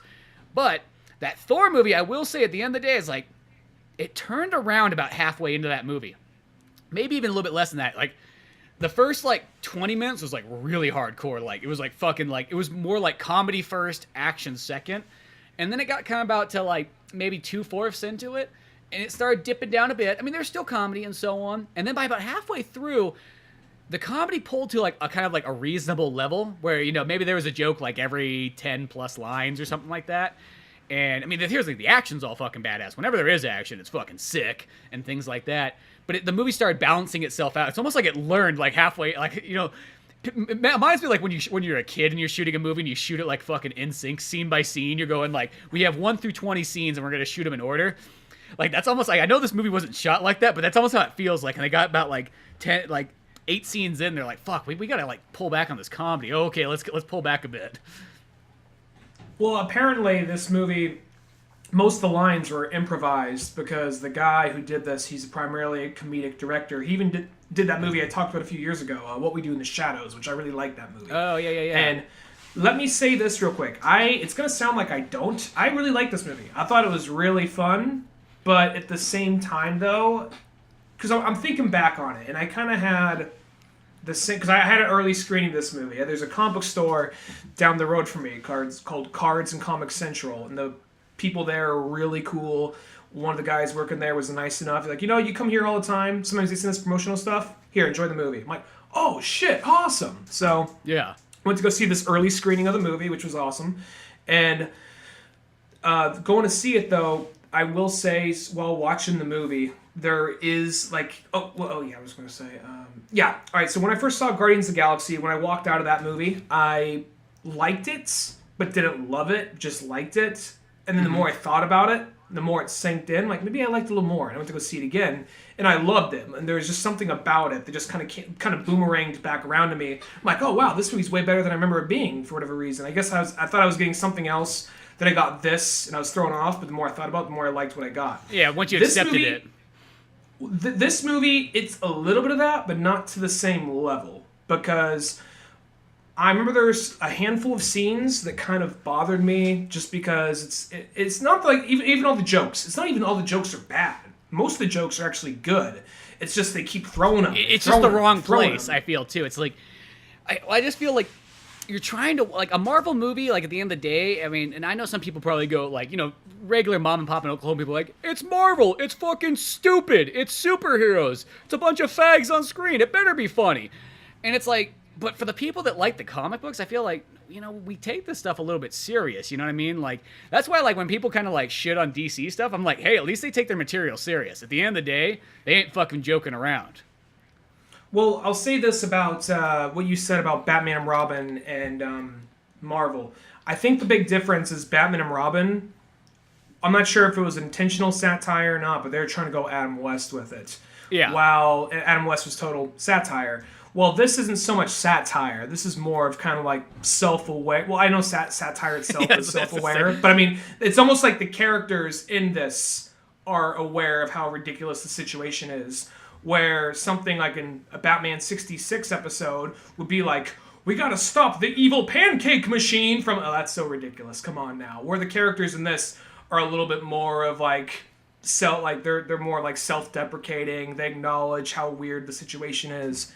And so, in thinking back on this movie, because like I said, I had sort of a Guardians of the Galaxy thing. The more I thought about it, the more I liked it, but not to the level of Guardians of the Galaxy. There's probably like, a small handful of moments, and we're going to get into spoilers in this, folks. There's a small handful of moments in that movie where I'm just going like, okay, that was a bit much, but at the same time, I kind of get sort of why they're doing what they're doing. I don't always agree with it, but I get why they're doing it. Because I know I was there with essentially a test screen. I mean, the movie's already coming out. It wasn't a test screening, but yeah. I was there with a bunch of people. It was half and half. Half of them were people who love this shit. Half of them were there like, oh, I got this at my work, so I'm just going to see what this movie is or whatever. Yeah, it's like I want this movie pass from my Apple company. Yeah, like that exactly. Like there's some major league like techie fucks in there. So don't get me wrong, I have friends that are techies, but some friends that are techies. But we all know they're not real people now. Well, no, they're the ones that are super like yuppie and kind of just like super fucking like pretentious and kind of like they just remind me of like a Chainsmokers music video where like we ain't ever getting older. Yeah, like fuck that those stupid kids. fucking song. Like they kind of remind me of some just kind of remind me of that, just like. But and there are some of those people definitely there, and I'll say like I'll get back to the movie in a second. But now that since I'm on that rant right now, there's two groups right between me. And I kind of thought to myself, because, they were my age, good-looking, well-dressed, this and that, kind of hipster-ish, but you could tell they worked for a tech company. And I was thinking, you know what? This is probably in some way on me. I'm probably just being an asshole. There's probably got to be a little bit of envy, a little bit of jealousy. It's probably on me. I'm probably being unreasonable. And then at some point in the movie, both sides of me, like, cell phone lights go off, and they're texting, like, you motherfuckers. Dirty motherfuckers throughout the movie, just texting because they don't respect the medium. That's the thing, is these little fucks, they just like they don't care that they're watching a fucking movie. So you're probably the only fucking comic book guy in here. No, in this section it was half and half. Trust me, okay. It was half and half. But they had a lot of these fucks, and then I'm just thinking like, man, I'm just like, okay. Then I get up and like, these are the motherfuckers that don't realize there's a scene after the movie. Those motherfuckers. How many movies have there been by this point? You motherfuckers don't know there's a scene after the credits? Yeah. And then they get up and leave. I look like, you cocksuckers left your trash. No, fuck you. I was right to judge you. I'm not the asshole. Fuck these guys. Yeah, fuck them. I hope they get in a car accident on the way home and die. And so I'm serious. It's one of those things where I immediately was like, I'm being an asshole. I'm probably just being overly judgmental and all that. But no, the second they're like, horrible the people. lights come out. So the lights come out, I'm like, okay, maybe they just have short attention spans. Like, oh, when they left their trash for the people to clean up, fuck them. Fuck them. Hate them. Anybody that leaves their trash for the fucking attendants to clean up, fuck you. Fuck you. Pick your shit up. You know what I mean? Be a grown-up, yeah. You didn't pay for these fucking tickets. Most you can do is take out the shit you left, you just snuck in. Yeah. Don't fucking put the poor people down that work these fucking blue-collar jobs that fucking support you. Because you know what? These are the people that might wake up one day and fucking come by and kill you in your sleep. So fucking think about it. Very Chuck Palahniuk. I know. So I like, freedom fighter. Come on, fight the power. But anyway, back to the movie. So, back to the movie. Watching the movie. Where was I going to go with it? So I'm watching the movie, and I remember how I got there.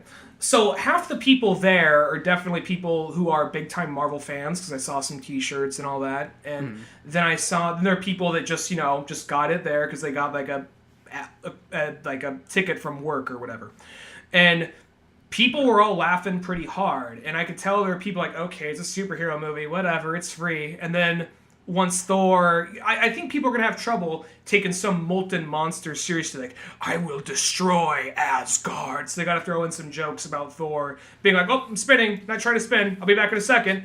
And I'm not gonna lie, it's not that these jokes aren't funny. It's the wrong so place. I feel for it. That's the problem. Is it's not the right place. You know what I mean? Like, and I guess to some of us too, it's just like I like Thor a lot. You read a fucking Thor book, they're not just filled of jokes. They're not like, they've kind of made, I don't know, I think it's just one of those ones like Disney kind of goes like, you know what, Thor, he's a goofball. You know, he's like a wannabe Jesus. Like, dude, he's way older than fucking Jesus. Like, what do you fucking mean? He's like, yeah, he's just a goofer. You know, that's what it is. People can't understand him. You know, I mean, he drinks beer and fights people. That's what he does. You know, it's just like, and I think that's the attitude they sort of go with it. Like, because they sort of, like, the only person that gets fucking treated a little bit serious is Captain America, I feel. Captain America's the only guy who gets a little bit mad because, you know why he gets respect? Because America's in the goddamn title. What, you're gonna make fun of America now? But still, at the end of the day, it's like, I think that's kind of it. Because, I mean, like, I kid you not, this was that movie where I started fucking crossed arms, and for the first 15 minutes, I was like, I don't know if I'm gonna like this movie. I don't know if I'm gonna like it. Like, and by the end of the movie, I was like, no, you know what? I actually really like this movie. I mean, yeah, I could have done without, like, literally half the jokes. But disincluding that, though, it was a really good movie. And by far, it was a Thor movie that didn't, because the downfall of the first two Thors is, why does Thor go to Earth? Like, who the fuck cares about Earth? We see Earth in, like, every other fucking movie, you know what I mean? Let's see Thor's world, you know, let's see Asgard, let's see the Ice Realm, let's see all this cool shit, instead of focusing on, like, some fucking town in Arizona or something like that. And it's not saying that Thor 1 and 2 aren't good. They're good, they're just not, like, amazing like they should be. And Thor 3, really, if you disincluding the jokes, it's actually a fucking awesome movie. Totally awesome. No, it is a good movie. It is a good movie. And I'll even say, like, I think that there's the part when he's fighting that flame guy who's voiced by Clancy Brown. That's an awesome scene. And they start playing, I thought it was something they're just going to use in the trailer, but they actually start playing Immigrant Song. And that right there, I understand, like, the marketing. First off, it's a cool scene.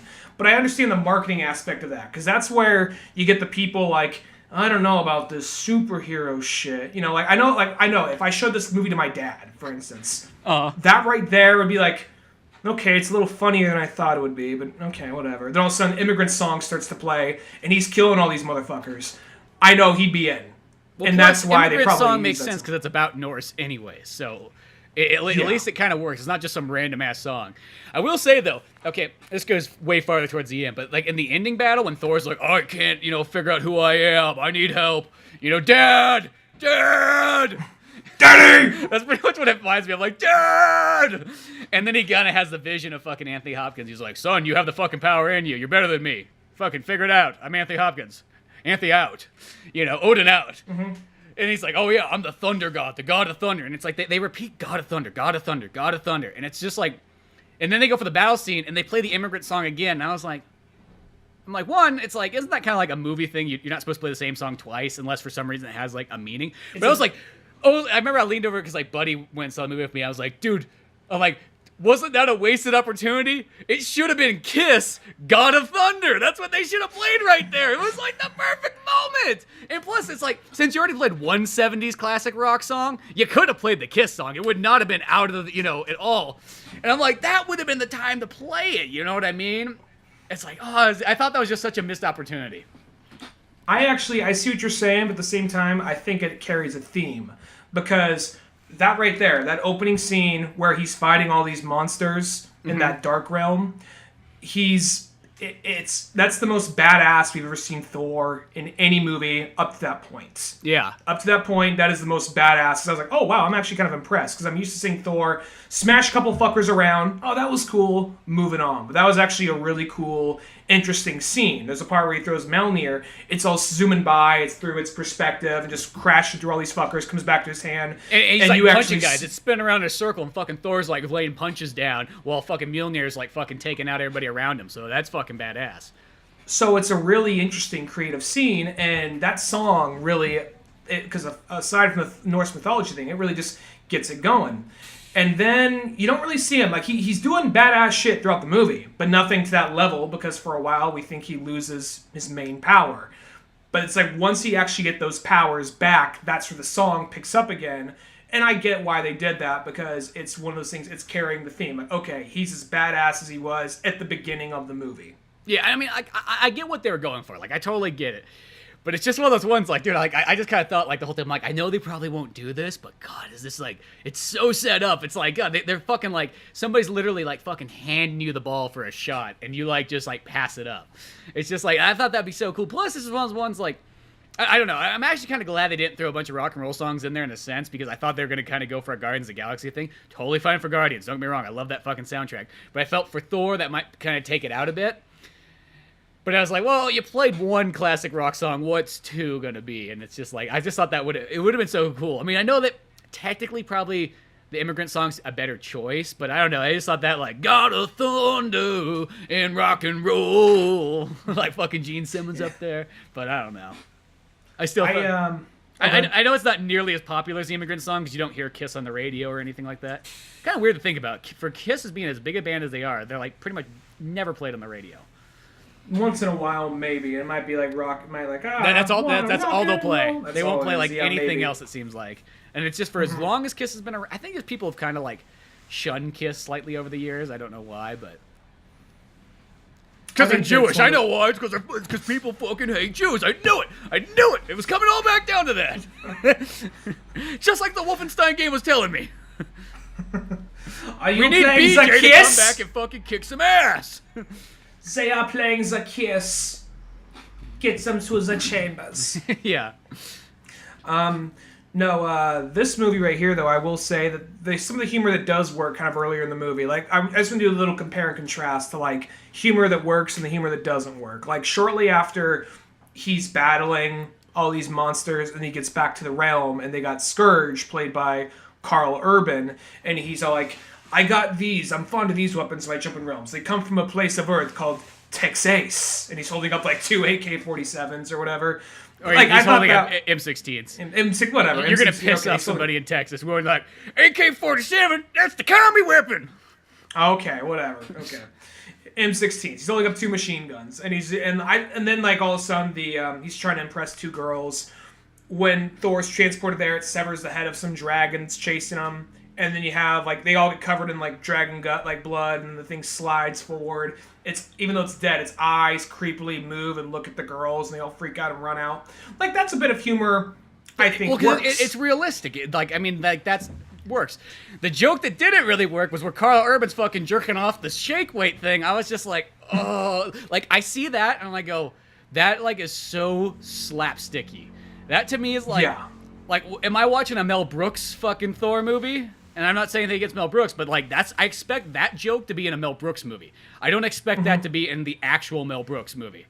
I mean, in the actual actual Thor movie. I figured that's what you meant, but yeah. Yeah, you know, here's the thing: it's like when I saw Carl Urban, I'm like, oh fuck yeah, Carl Urban, fucking Judge Dredd. You know what I mean? Like, you know, fucking Bones and Star Trek. Come on. You know, fucking he's also the what's his name in fucking Chronicles of Riddick. But the bad guy that doesn't really do anything, kind of tries to screw him over. Who cares? It's Carl Urban though. He's a fucking badass. Hell, he played that Viking guy in that's a fucking badass movie. I can't remember what it is, but where he shows up on like America in like the 1400s, and like all the Vikings start fucking murdering the natives, and of course he gets left there, and then he has to like live with the natives, and then next thing you know, more Vikings show up, and he's the last stand, because you know what? A bunch of Native Americans apparently can't defend themselves, but one white guy can. Well, Carl Urban's just an awesome character actor, and he loves genre stuff. And I know. He even agreed when he did Dredd. He agreed, like, helmet has to stay on. We can't show my face. Yeah, like, that's what I mean. I love Carl Urban, so it's like I was excited for him there, and he had some kind of dumb jokes in the beginning, and then he was totally fine the rest of the way. But yeah, like the shake weight joke was just—it's almost like one of those ones where you sort of almost like cringe. Like I don't want to. I forgot about it till you mentioned it, but yeah, that was a really bad one. It's just one of those like the M16 ones. I would still say go without that joke, but it's not a bad joke. It's like a neutral one. You know what I mean? Like it's not that bad. But the shake weight one, it's like that's when you start getting like that's like beyond like when Batman pulls out the Bat credit card in fucking Batman and Robin. That is beyond that point. So if anybody thinks that's corny and they accept fucking this, there's something fucking wrong with them. The M16 part, I think, I think that's literally just a bit for the person who got dragged along to this, and maybe they saw Iron Man at some point, and they're like, "Oh, isn't the Avengers like Batman and Captain America or whatever?" Yeah, for the person who got Batman and Captain America and Spawn. Yeah, and the Crow and Daffy Duck. Like for the person who got dragged along to the movie and saw that was just a little scene. That, as well as the shake weight, even though you need the shake weight, when you realize, oh, they jump worlds, like, oh, they could go to Earth. That's what the whole thing was. This is from a place called Texas or whatever, and he pulls up two M16s. So that's why I get why they had that there. There's a way to get in a joke as well as say, oh yeah, they can go to Earth frequently if they feel like it. Yeah, but I'll go ahead.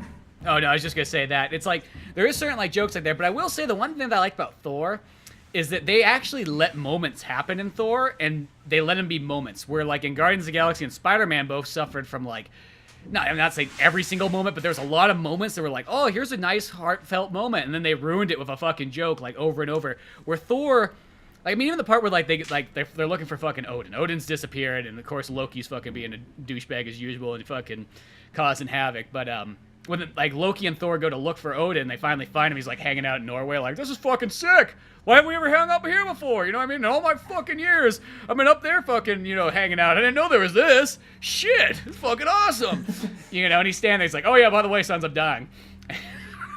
And it gets like the moment here. I'm making the moment like a fucking joke. The moment's actually really nice and sincere, and they fucking sit down, and he's like having a father to son moment, and everything like that. And then fucking Odin passes away and whatnot. They don't go like, well, Odin passed away. They don't do any of that like they were doing in fucking Spider-Man and the Guardians of the Galaxy. So I'm glad that they could actually have a moment and things like that. Going what you said about Spider-Man and Guardians of the Galaxy, I bought both those movies on Blu-ray not too long ago, and those movies don't seem as jam-packed with comedy as they did before. I'll be honest, Guardians, there is like 2 or 3 moments after a serious part where they have one of those jokes, but there are certain moments they just let be natural. Like the part when Nebula and Gamora fight, and she says, like, I just wanted a sister. Like, they just let that scene happen. When Yondu dies, they just let that scene happen. They don't make a joke out of it. When, there's another scene that's kind of escaping me at the moment, but like even Spider-Man is just a much more lighthearted movie, and the stakes aren't as high, and they're just focusing on Spider-Man books that don't have as much stake. And I think watching Spider-Man again, I don't really think that movie utilizes too many moments where it's just like, and here's a way to slide a joke after a dramatic moment. Like, I don't think the movie really has enough dramatic moments in it in the first place to really ruin them. But this movie, yeah, like, there's only a few in Spider-Man didn't have as many, but like I noticed it a couple of times, and that's all. It was just one of those ones like it was there, it was still there. The only one I could think of kind of that was there as far as a dramatic moment being ruined, and I didn't even think it ruined it. I totally get it because it also makes sense logically. But there's a part where after Tony Stark fires him and he's like really depressed about it, he says like, "I'm gonna need the suit back. Like, this is all I have. Like, we'll figure something out." And you see him, he's just wearing like an oversized, like I went to the Golden Gate, not the Golden Gate Bridge. I went to like the Brooklyn Bridge like shirt or something like that. Yeah. So, and I kind of get that. That's not even like what's a fucking knee slapper. It's one of those things like, oh, okay, kind of makes sense, and I kind of get it sort of. But beyond that though, this one though, like that moment you just mentioned with Odin, that's one of the actual sincere moments of the movie. But there's the part where they have with Krog. And right when they all get everyone onto the ship, they get Asgard. Like, it's interesting, the idea of like, oh wait, they actually let Asgard die. They just get all the civilians out of there, yeah. And that's I like they actually had that. That actually has stakes to it, and they get them all on there and they're leaving, and like it's being destroyed. This is like Krog's there, like, it will be a fertile ground. It all explodes. Like, oh, never mind, it would have been a fertile ground. Oh, it's gone now, totally gone. And that's like one of those moments, like, you could have just let that scene happen. I felt like that kind of like, yeah, you could have pulled that. That was definitely one I noticed too. Yeah, I mean, I'm not saying they didn't have them in this one too, but I just noticed there was a handful of moments, and all I was doing was sitting there going like, how are they gonna fucking ruin this moment? How are they gonna ruin this moment? And then it's like, there's also the scene with like, there's also the scene though when like, and I was kind of expecting this, but I didn't want it to happen because there was a period in time where Marvel would throw a couple of these scenes out there, and they would be funny because you just weren't expecting it. But now they happen so frequently, I'm like, this is what they're gonna do. And the part when Bruce Banner turns to Valkyrie, he says like, "You do know me." He jumps out and just face plants right in the ground like a rag doll. And the wolf thing just stops, looks at him like, okay, and just keeps on going. Then he turns into Hulk and stops and saves the people. Like, I get the joke, but at the same time, I mean, I want to say this. Just be a superhero movie. Be a fucking superhero movie. Have that cool triumphant moment where he just jumps in and saves it, like he would probably like in Avengers, you know? I mentioned this like when I was watching that. I'm like, you know what? What if they were so fucking balls of it when he did that and he fell down? It's like fucking died, because if Bruce Banner died, that's how you kill the fucking Hulk. I would have gave so much fucking credit if Marvel's like, oh, we fucking just killed the Hulk because of like this scene right here. It's like, and he didn't come back. Like, as well as one's like, I mean, I would have been kind of bummed because the Hulk didn't come back, but I mean, like, I would have given him so much fucking credit for going with that ballsy death. Because I don't know what it is. Like, I love those kind of deaths that you see in movies where it's like, you get these really badass characters and it's like, well, how did he die? Oh, well, he fucking slipped on like a soda can and fell backwards and hit the back of his head like on the stairs, and that's what got him. And that was almost like what that moment reminded me of. It's like one of those ones like, well, how'd the fucking Hulk die? Well, he jumped out of a plane thinking he would transform in time, and he didn't. And fucking smashed his guts onto like the ground as Bruce Banner. That would have been like a fucking like, almost like the way to like kind of go out. Like I like that kind of death. You know what I mean? It's like, it's not a heroic death. It's not like anything like that, but it's just not a good death. It's like literally like what would happen in real life. It's like kind of like a bunch of guys jumping out in fucking World War II in parachutes, and one guy's parachute just doesn't go. It's just like, that's how he fucking died. I mean, like, shit, you want to say that you died in glorious battle, but no, that's just how it went.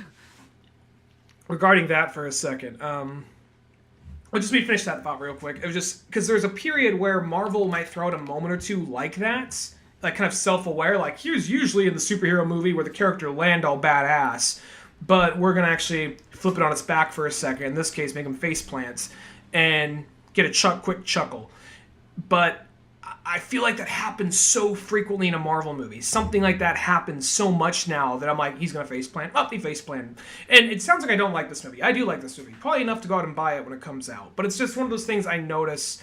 And it just, you know, as a comic book fan, I would just like to see the stuff be, you know, let the scenes happen more naturally and not worried about you're going to lose the people who are just kind of like not really into the stuff in the first place, you know?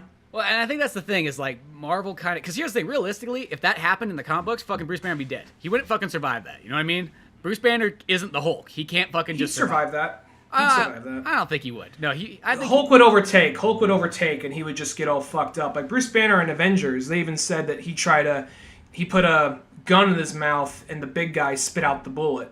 So, well, see, that's because he probably maybe transformed in time. I don't know, because the way it looked is like he fell down as Bruce Banner. He didn't like fall down halfway through.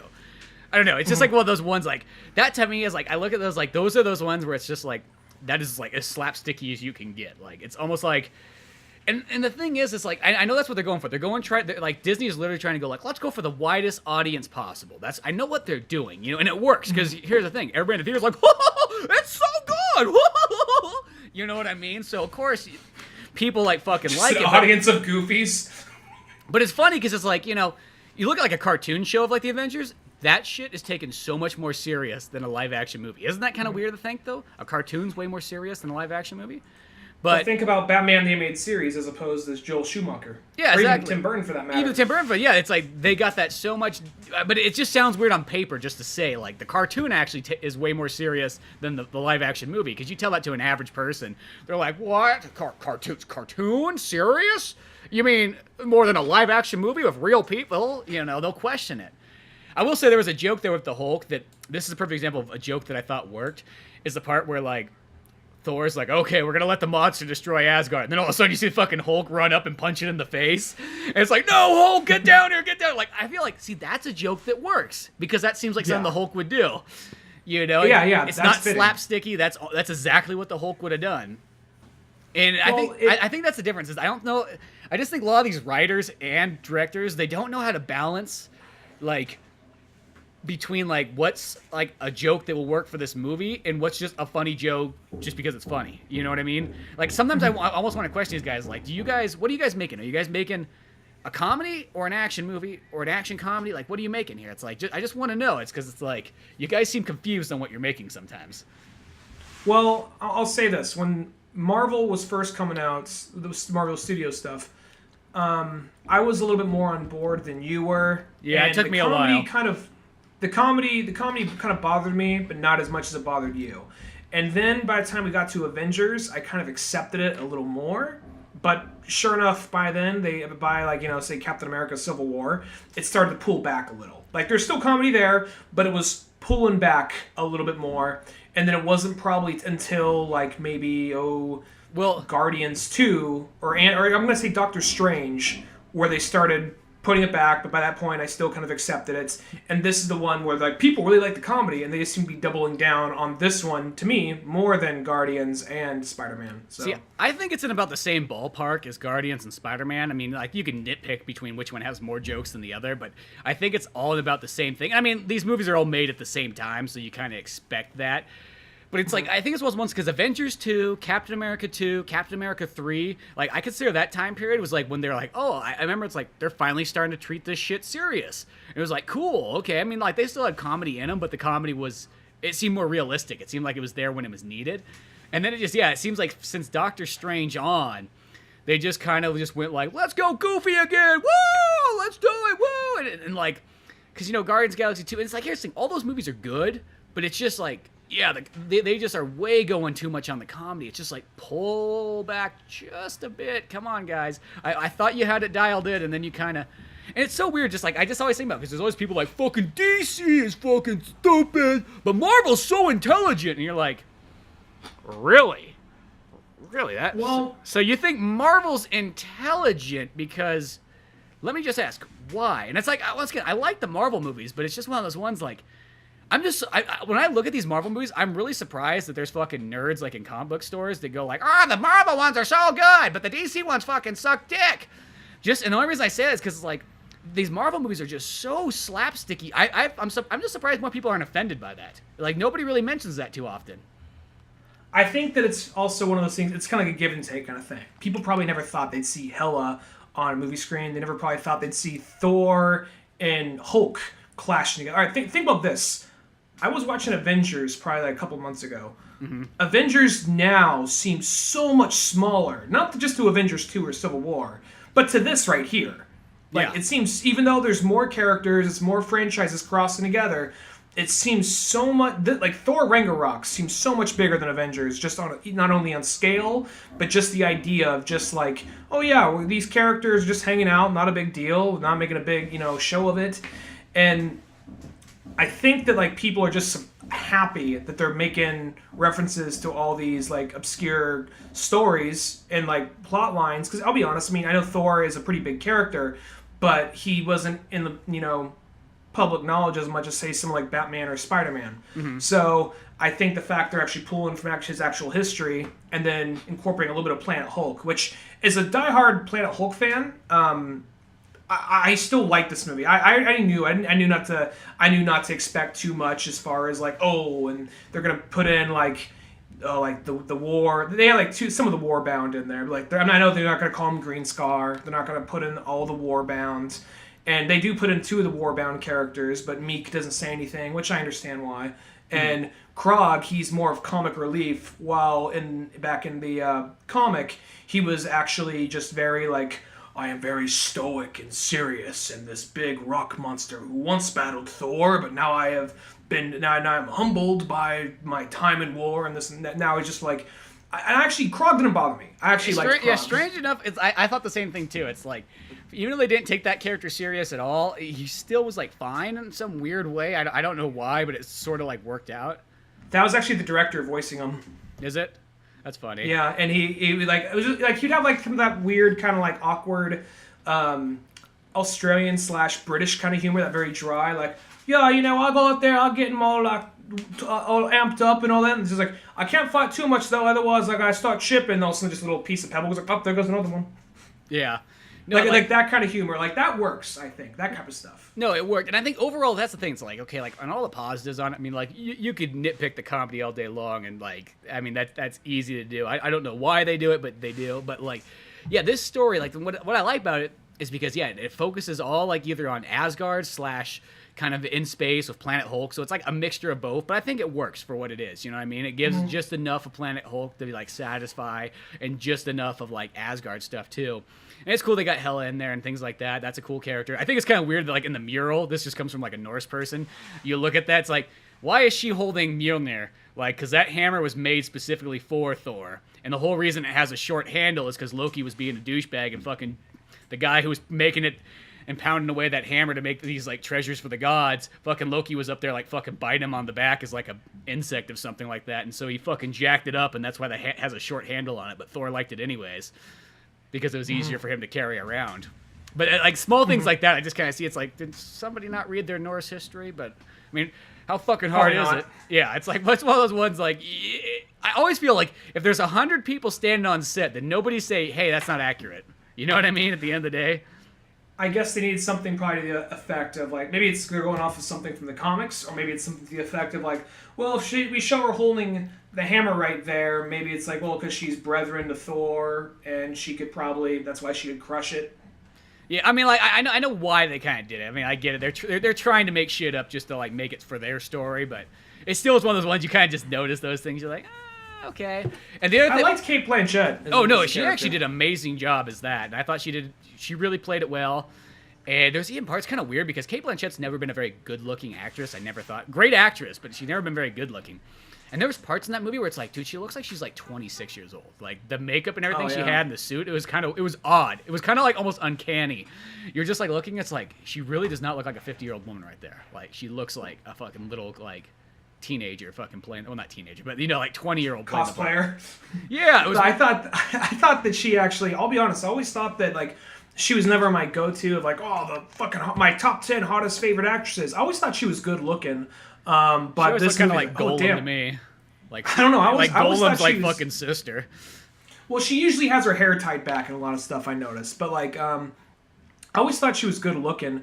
But then like in this one with just the black hair and all that, like, oh damn, she looks fine in this. Yeah, no, it was like the first time I've ever been like, oh, she actually looks really good.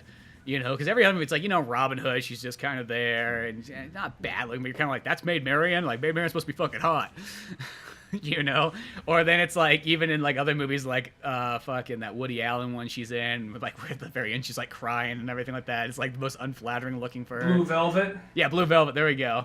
But no, it's like, you know what's another thing I thought was actually really cool? I liked how they did the thing where like when Thor comes to Earth with Loki and they're like, when they're initially looking for Odin and they stumble across Doctor Strange, he hides the hammer in like the umbrella, which it's like, oh, that's fucking awesome, because that goes back to like the old school Marvel Thor, back in the day before Thor was actually like Thor, where it was just this like crippled like teacher. I was gonna say librarian. He wasn't a librarian. He's like a teacher guy. And he finds Mjolnir, and since he's worthy enough, when he grabs Mjolnir, it fucking turns him into Thor, but he's not actually Thor.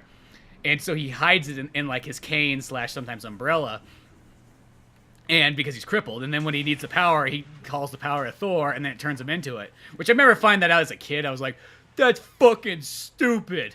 And then, but if I got older, I kind of appreciate it like in an old-timey way. It's like, well, that's in an old-timey way, I see what Stan Lee was going for. You know what I mean? And it's the weird thing is, too, is because I think people kind of forgot that. Like, we're so used to Thor being just actual Thor nowadays, but this Thor carried on to, like, the 90s. It wasn't until they brought in, like, oh no, fuck that guy. Here's the legit Thor. Yeah. And I like that in, like, the Unworthy Thor comic, they brought both of those Thors into it, which I thought was kind of neat. I'm like, oh, that's cool. You know?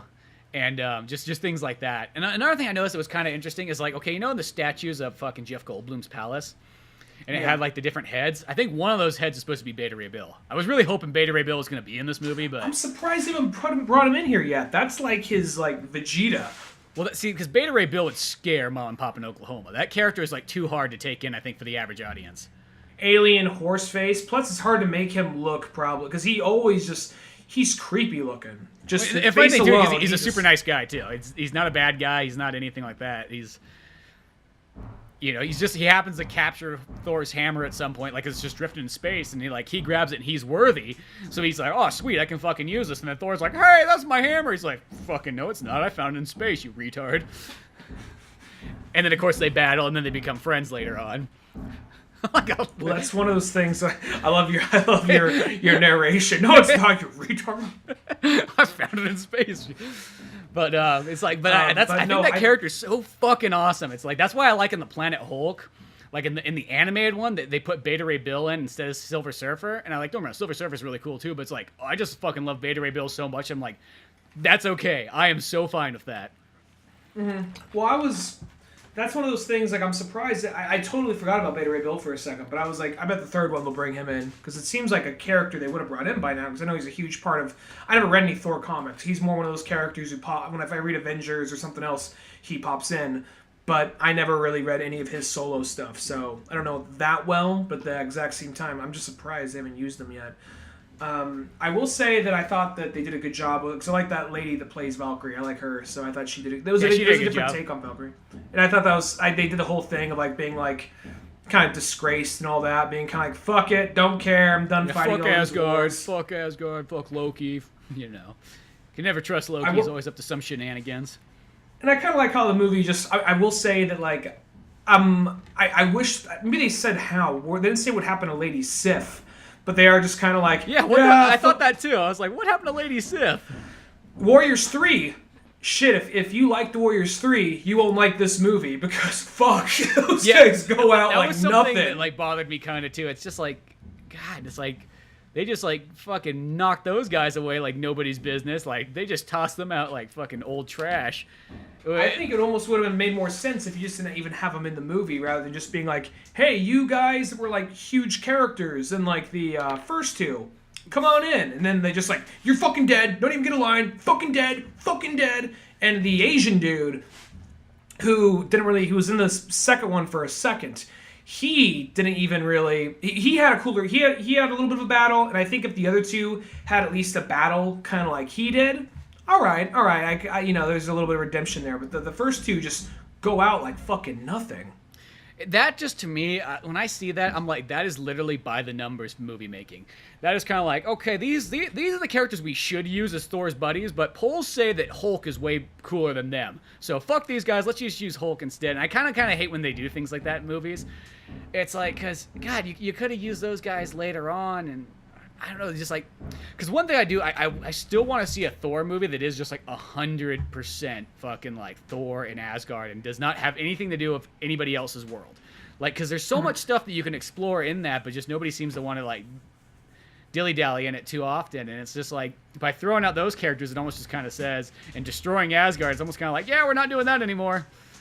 Well, that's why I feel kind of bad about... I wish I liked Thor 2 more than I did, because it does the thing I wanted to, where it mostly takes place just in Asgard and the different realms. It barely takes place on Earth until the end. Like, it takes place a little more than I thought it would, but it was one of those things... I mean, you saw, like, shit coming to Earth in the trailer, and I just assumed, okay, that's going to happen at the beginning, and they're going to Asgard. Like, oh, no, that all happens at the end of the movie, and that's what the final battle is.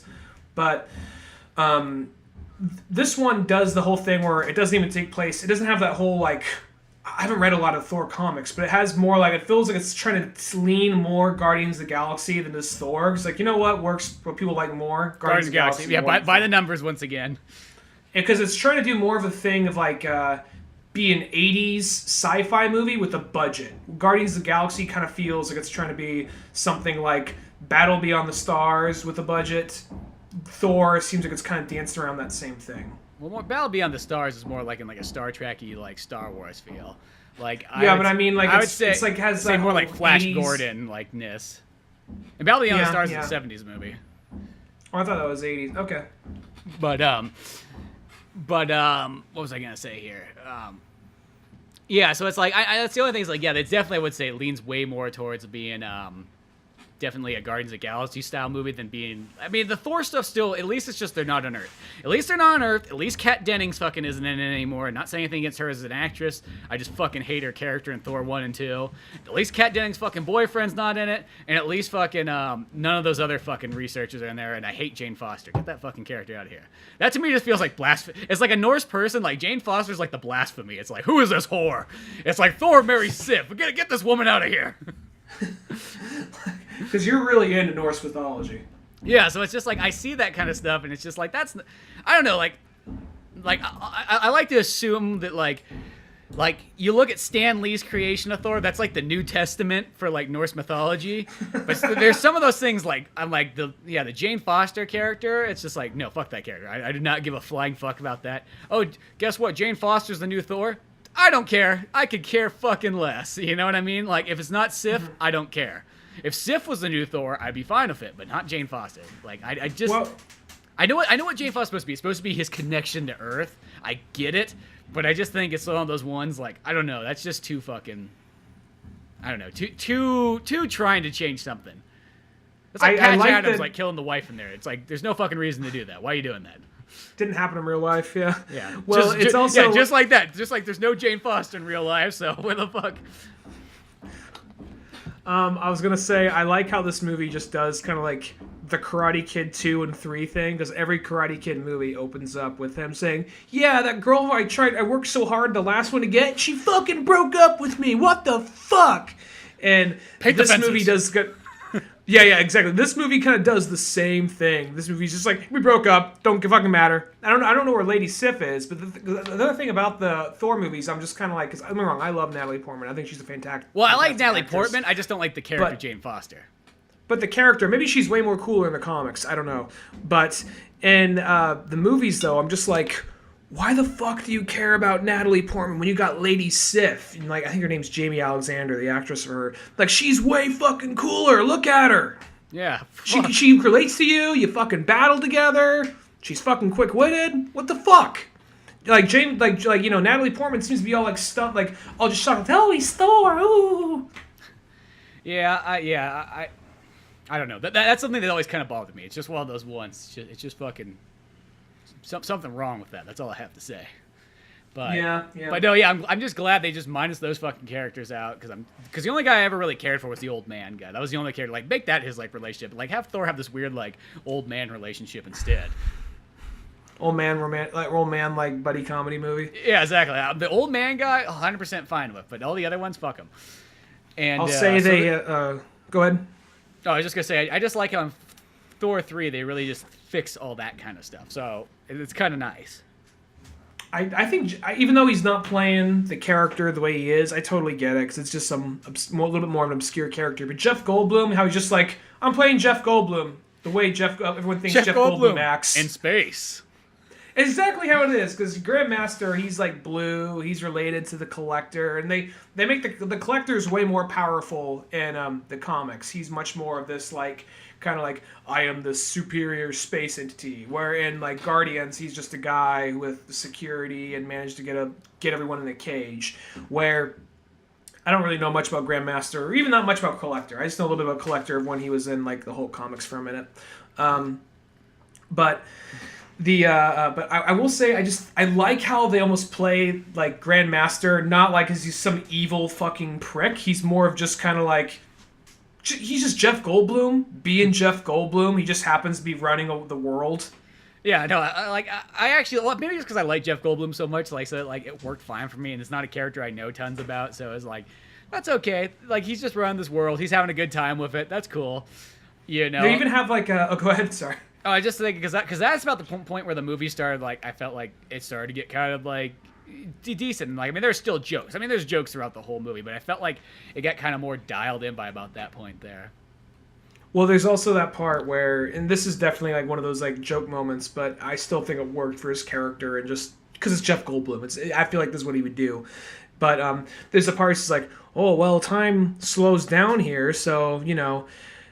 By back in your world, I'd be 100 years old. But look at me. I look like he stops. He's waiting for someone else to say something, but he just kind of like lets it linger. Anyway, he doesn't finish that sentence. Yeah, no. See, I mean, like this thing is like when there is good jokes, like that's the thing. By saying I don't like the comedy, it's like I don't want to put down the jokes that are actually good and work. It's just the too many. It's like pull back a little bit. Mm-hmm. Same thing here. I'm gonna say this is probably like. For me personally, this is probably like mid-range for Marvel movies because it's about it's about the same level as the other Thors, just a little bit higher. I'm gonna say Thor 2 is kind of like bottom for me. Iron Man 2 is actually the bottom for me. It's funny because Iron Man 2 is the Iron Man I like more than the first two, or the first 1 and 3.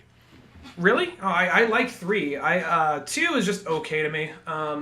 But yeah, is it because of Mickey Rourke? I don't know. I just want, because it's one of those, maybe it's because by the time I got around to watching Iron Man 2, I just heard so many people talk about that I kind of sat down and watched it. I was like, hey, not so bad. I didn't expect it to like it as much as I did. I think that's all it was. Maybe it's a good thing I kind of like texted you ahead of time. Like, all right, dude, without spoiling, I'm prepared for this, this, and this. So by the time you watch, like, oh, not as much as I thought it would be. You know, but I'll say this, like, because I like the Thor movie probably more than I like Guardians of the Galaxy 2 and Spider-Man for sure. Spider-Man is probably the bottom of the barrel one for me. Really? Like, Spider-Man's one of my favorites. Yeah, it's weird. Like, I just didn't like it as much as everybody else did. But maybe I think it's just because I just had like Spider-Man bias, I guess, with like Andrew Garfield, and because I actually liked where those ones were going. But whatever.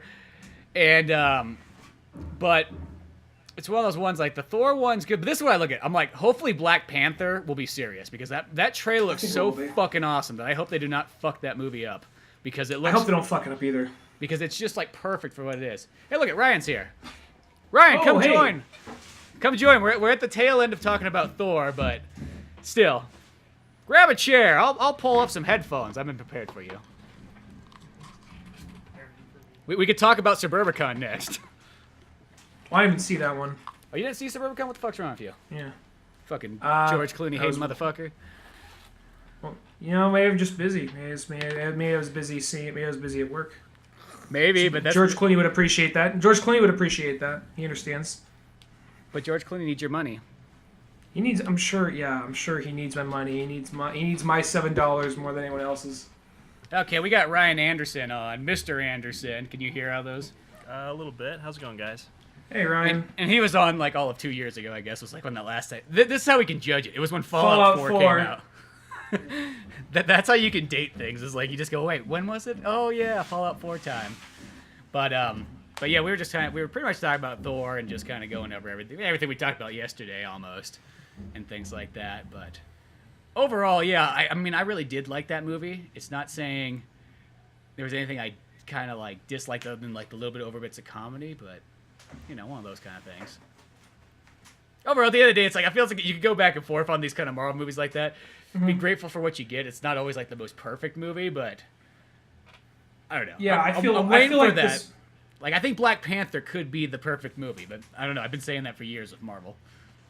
Yeah, well, I mean, I think Civil War, I have really no problems with Civil War. I'm one of the few people where Age of Ultron is one of my top favorite Marvel movies. And I agree with you there, too. I like Age of Ultron more than I like mostly all the other ones.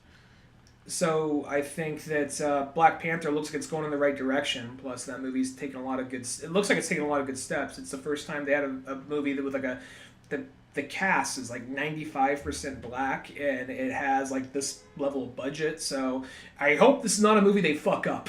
I just hope it's not slapsticky. That's all I hope. I hope it's just... No way. They can't, like, you can't take a character like Prince T'Challa or King T'Challa and just like totally make him like slip it on a banana peel like, whoa. You say this, but that's almost what you could have said before Thor came out. And no, I don't know if I said about Thor. I mean, Thor by this point I would think I was preparing for it. But no, I mean like Thor originally, before he had any movies of his own.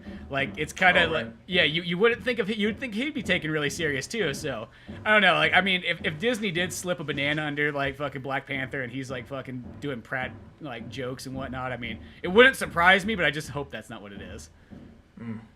But dude, you should have saw Suburbicon. We saw it. It was fucking weird. Well, what was Ryan's take on Thor? Yeah, what's your take on Thor? Oh, I enjoyed Thor. I thought it was a really fun movie. I enjoyed it throughout. The comedy had some moments where I kind of cringed with some of the jokes and stuff like that, but for the most part, you know, I had fun with it. Enjoyed it quite a bit. Yeah, see, it was just a fun, nice movie, and yeah, overall best Thor movie by far. And I mean, I like the first two Thors, but they're just, I never thought they were like perfect. They're like not as good as you kind of wanted them to be. They're good, but you kind of expected like Captain America level, and they weren't that far up yet. I hold Captain America. Yeah. He's the high bar of the Marvel movies, in my opinion. Yeah, Captain America can do no wrong.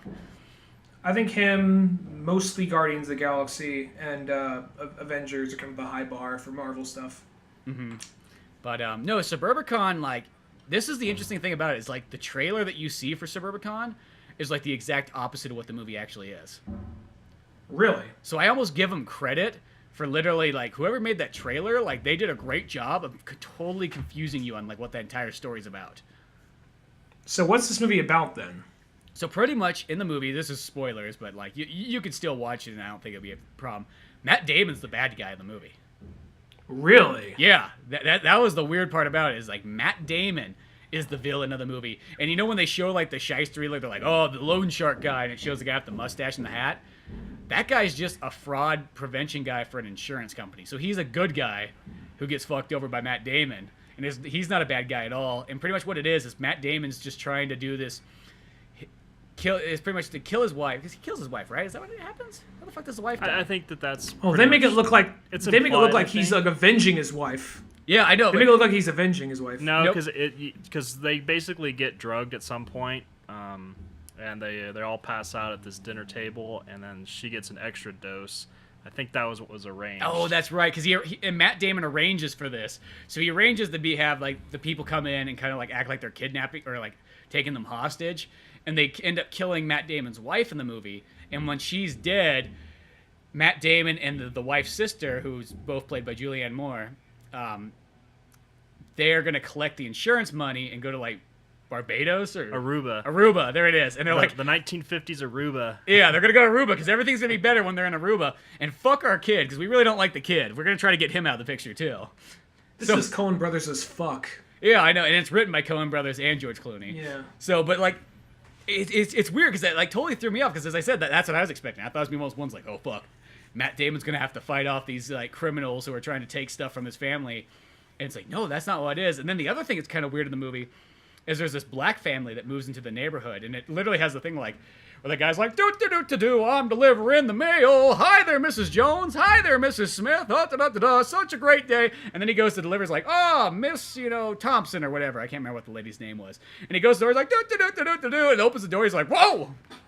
Oh, is Miss Thompson here? And she's like, nah, I happen to be Miss Thompson. He's like, oh, well, yeah. And he starts walking off. He's like, don't you have mail for me? He's like, oh, yeah, here you go. And then, of course, like, the whole neighborhood starts going like, oh, my God, there's black people here. What the fuck? Like, we moved out of the city to get away from these people, and now they're back again.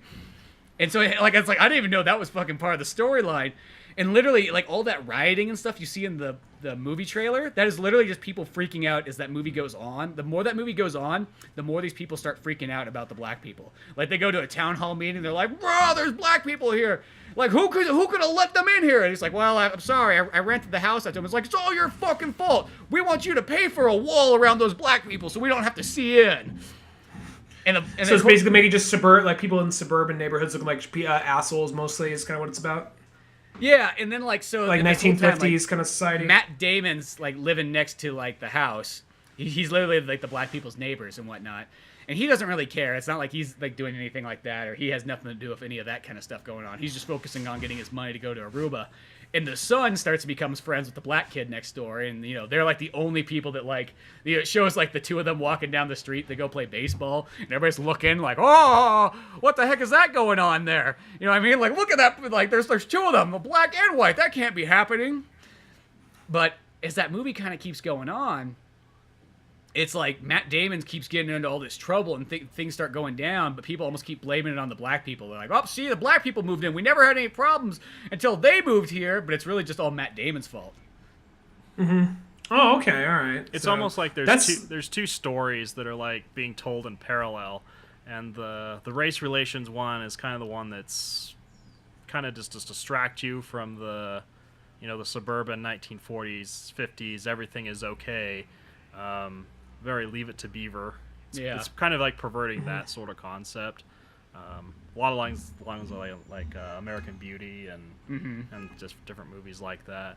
I think the movie's a good like source for like film study. There's a lot of like, I don't know if that's just George Clooney stepping into the role as a writer, and he's took that one class and. Well, he's directed a few movies throughout the years. So, but there's like a lot of alliteration and like parallel stuff and stuff to study for like how to craft like a movie. It's pretty. It's like right on the surface. You can pretty good analysis movie. Overall, I would say. Is it a little bit more kind of surreal with?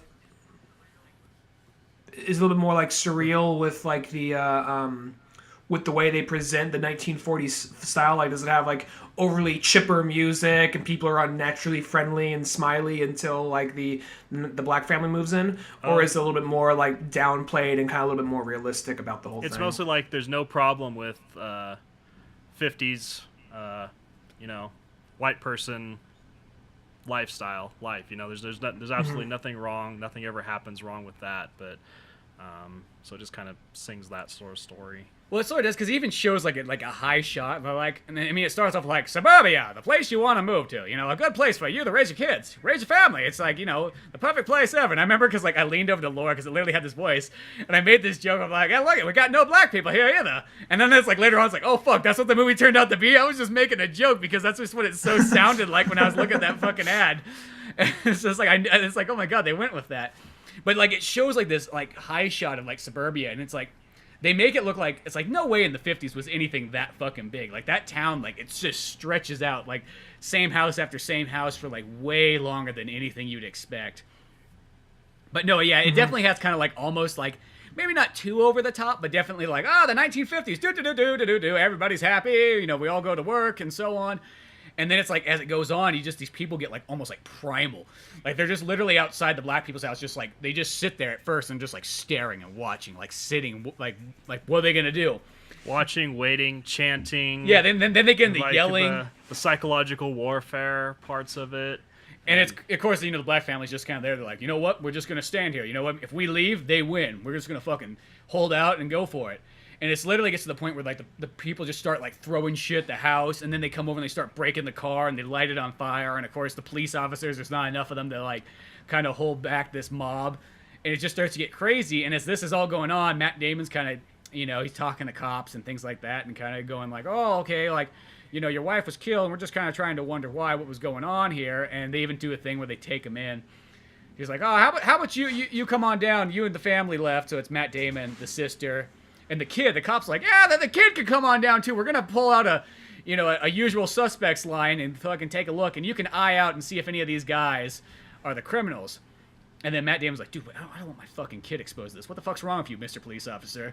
He's like, oh, I don't know. I just thought it'd be fun for the kid, Just the protective dad, and then you find out that's kind of about the turning point when you start seeing. That's what you see, because they go in there, and it's like Matt Damon and fucking Julianne Moore like, nope.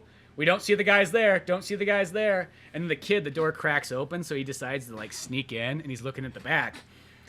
And he's looking, he's like, oh fuck, the two of them are standing right there that killed my mom. Like, what the fuck? Why is my dad saying they're not there? And things like that. And then of course they have like kind of a joke there where the guy flips the light and he flips the wrong light on, so all the criminals can look into the window and see who's looking at them. They just see both like the family and the little kid. They're like, the guy's like, ugh. The cop's like, oh, I'm sorry, this doesn't really happen that often. Like he's like, and Matt Damon's like, dude, what the fuck? I think just in retrospect, like the kid himself is like you as the audience, like you have to see that through his eyes. I mean, he's probably a representation of like a more innocence as he's kind of learning like what's actually going on around him. He actually becomes privy to pretty much everything. I think that child, that kid actor is like kind of a scene stealer in that movie. Yeah, he does a really good job. So, especially with like some of the emotional moments, and especially the last scene there with him and his dad is, I'm not gonna spoil it, but it's this movie has a interesting. Fucking amazing ending though.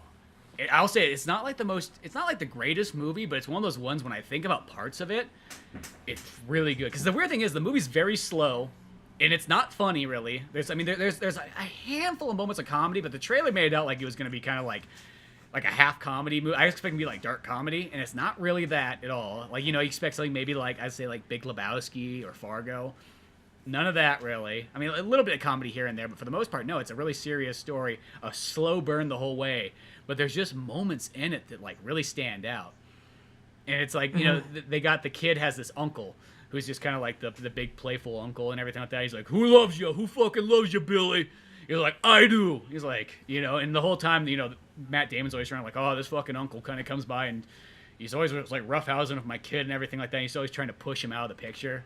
But, of course, that uncle comes to fucking save the kid. Like, in the trailer, it shows off that Matt Damon's, like, the one that kind of comes in and fucking saves his son when the murder guy comes in and under the bed. It's not that. It's the fucking uncle that comes and saves him. Like, That's what I mean. Is that trailer? It's so interesting, like how well that trailer's made, to like how different that movie is. That's interesting because, that right there, it doesn't even sound like they're just, because sometimes you'll see a trailer just like, oh, well, they're just not focusing on this part. They're letting that be a surprise. Where this, it sounds more like they're advertising a different movie, because they advertised like it was a dark comedy, and the guy was like Matt Damon was fighting off a bunch of mobsters or loan sharks to protect his kid. Where in this, it looks way more. It sounds way more like, oh wait, no, it's not a revenge like dark comedy. It's much more of just this weird drama, and he's a piece of shit who's not even likable. Yeah, exactly. That's what I thought was it was almost interesting for that fact that they just lead you in such a different direction and then give you this kind of movie. Definitely worth checking out. It's one of those ones, it's a really cool movie. It's like one of those ones, I can't really imagine watching it like too many times. I could see seeing it again, but I couldn't imagine. It's one of those ones like you wouldn't really go out of your way to own it, because I couldn't imagine watching it multiple times like throughout the years. But definitely still a very interesting movie. And as I said, the more I thought about it, the more I did kind of actually like it. And it is different and cool. And I said the ending, I don't want to spoil that, but like that fucking ending is so good. Like one of those like pure amazing endings. I'll have to put that one on the list. But yeah. It's playing down the road for me, so I could probably walk over to that one and check it out at some point. But that's probably a good place to wrap this up. We went for almost 2+ hours of something or another. But Ryan came in right here at the last second, so that all worked out. At least he got to be on the podcast for just a little bit. Got to talk about some movies and whatnot and all kinds of fun stuff. But till then, check out oldmanorange.com for more podcasts, cartoons, music, and more. Check out Pizza Boys with a Z on Amazon and Comixology. The 3rd issue is now up on Comixology, so that's cool. And I'm Spencer Scott Holmes. I'm Ryan Dunigan. And special guest, Ryan Anderson. We'll see you all later. Later, folks.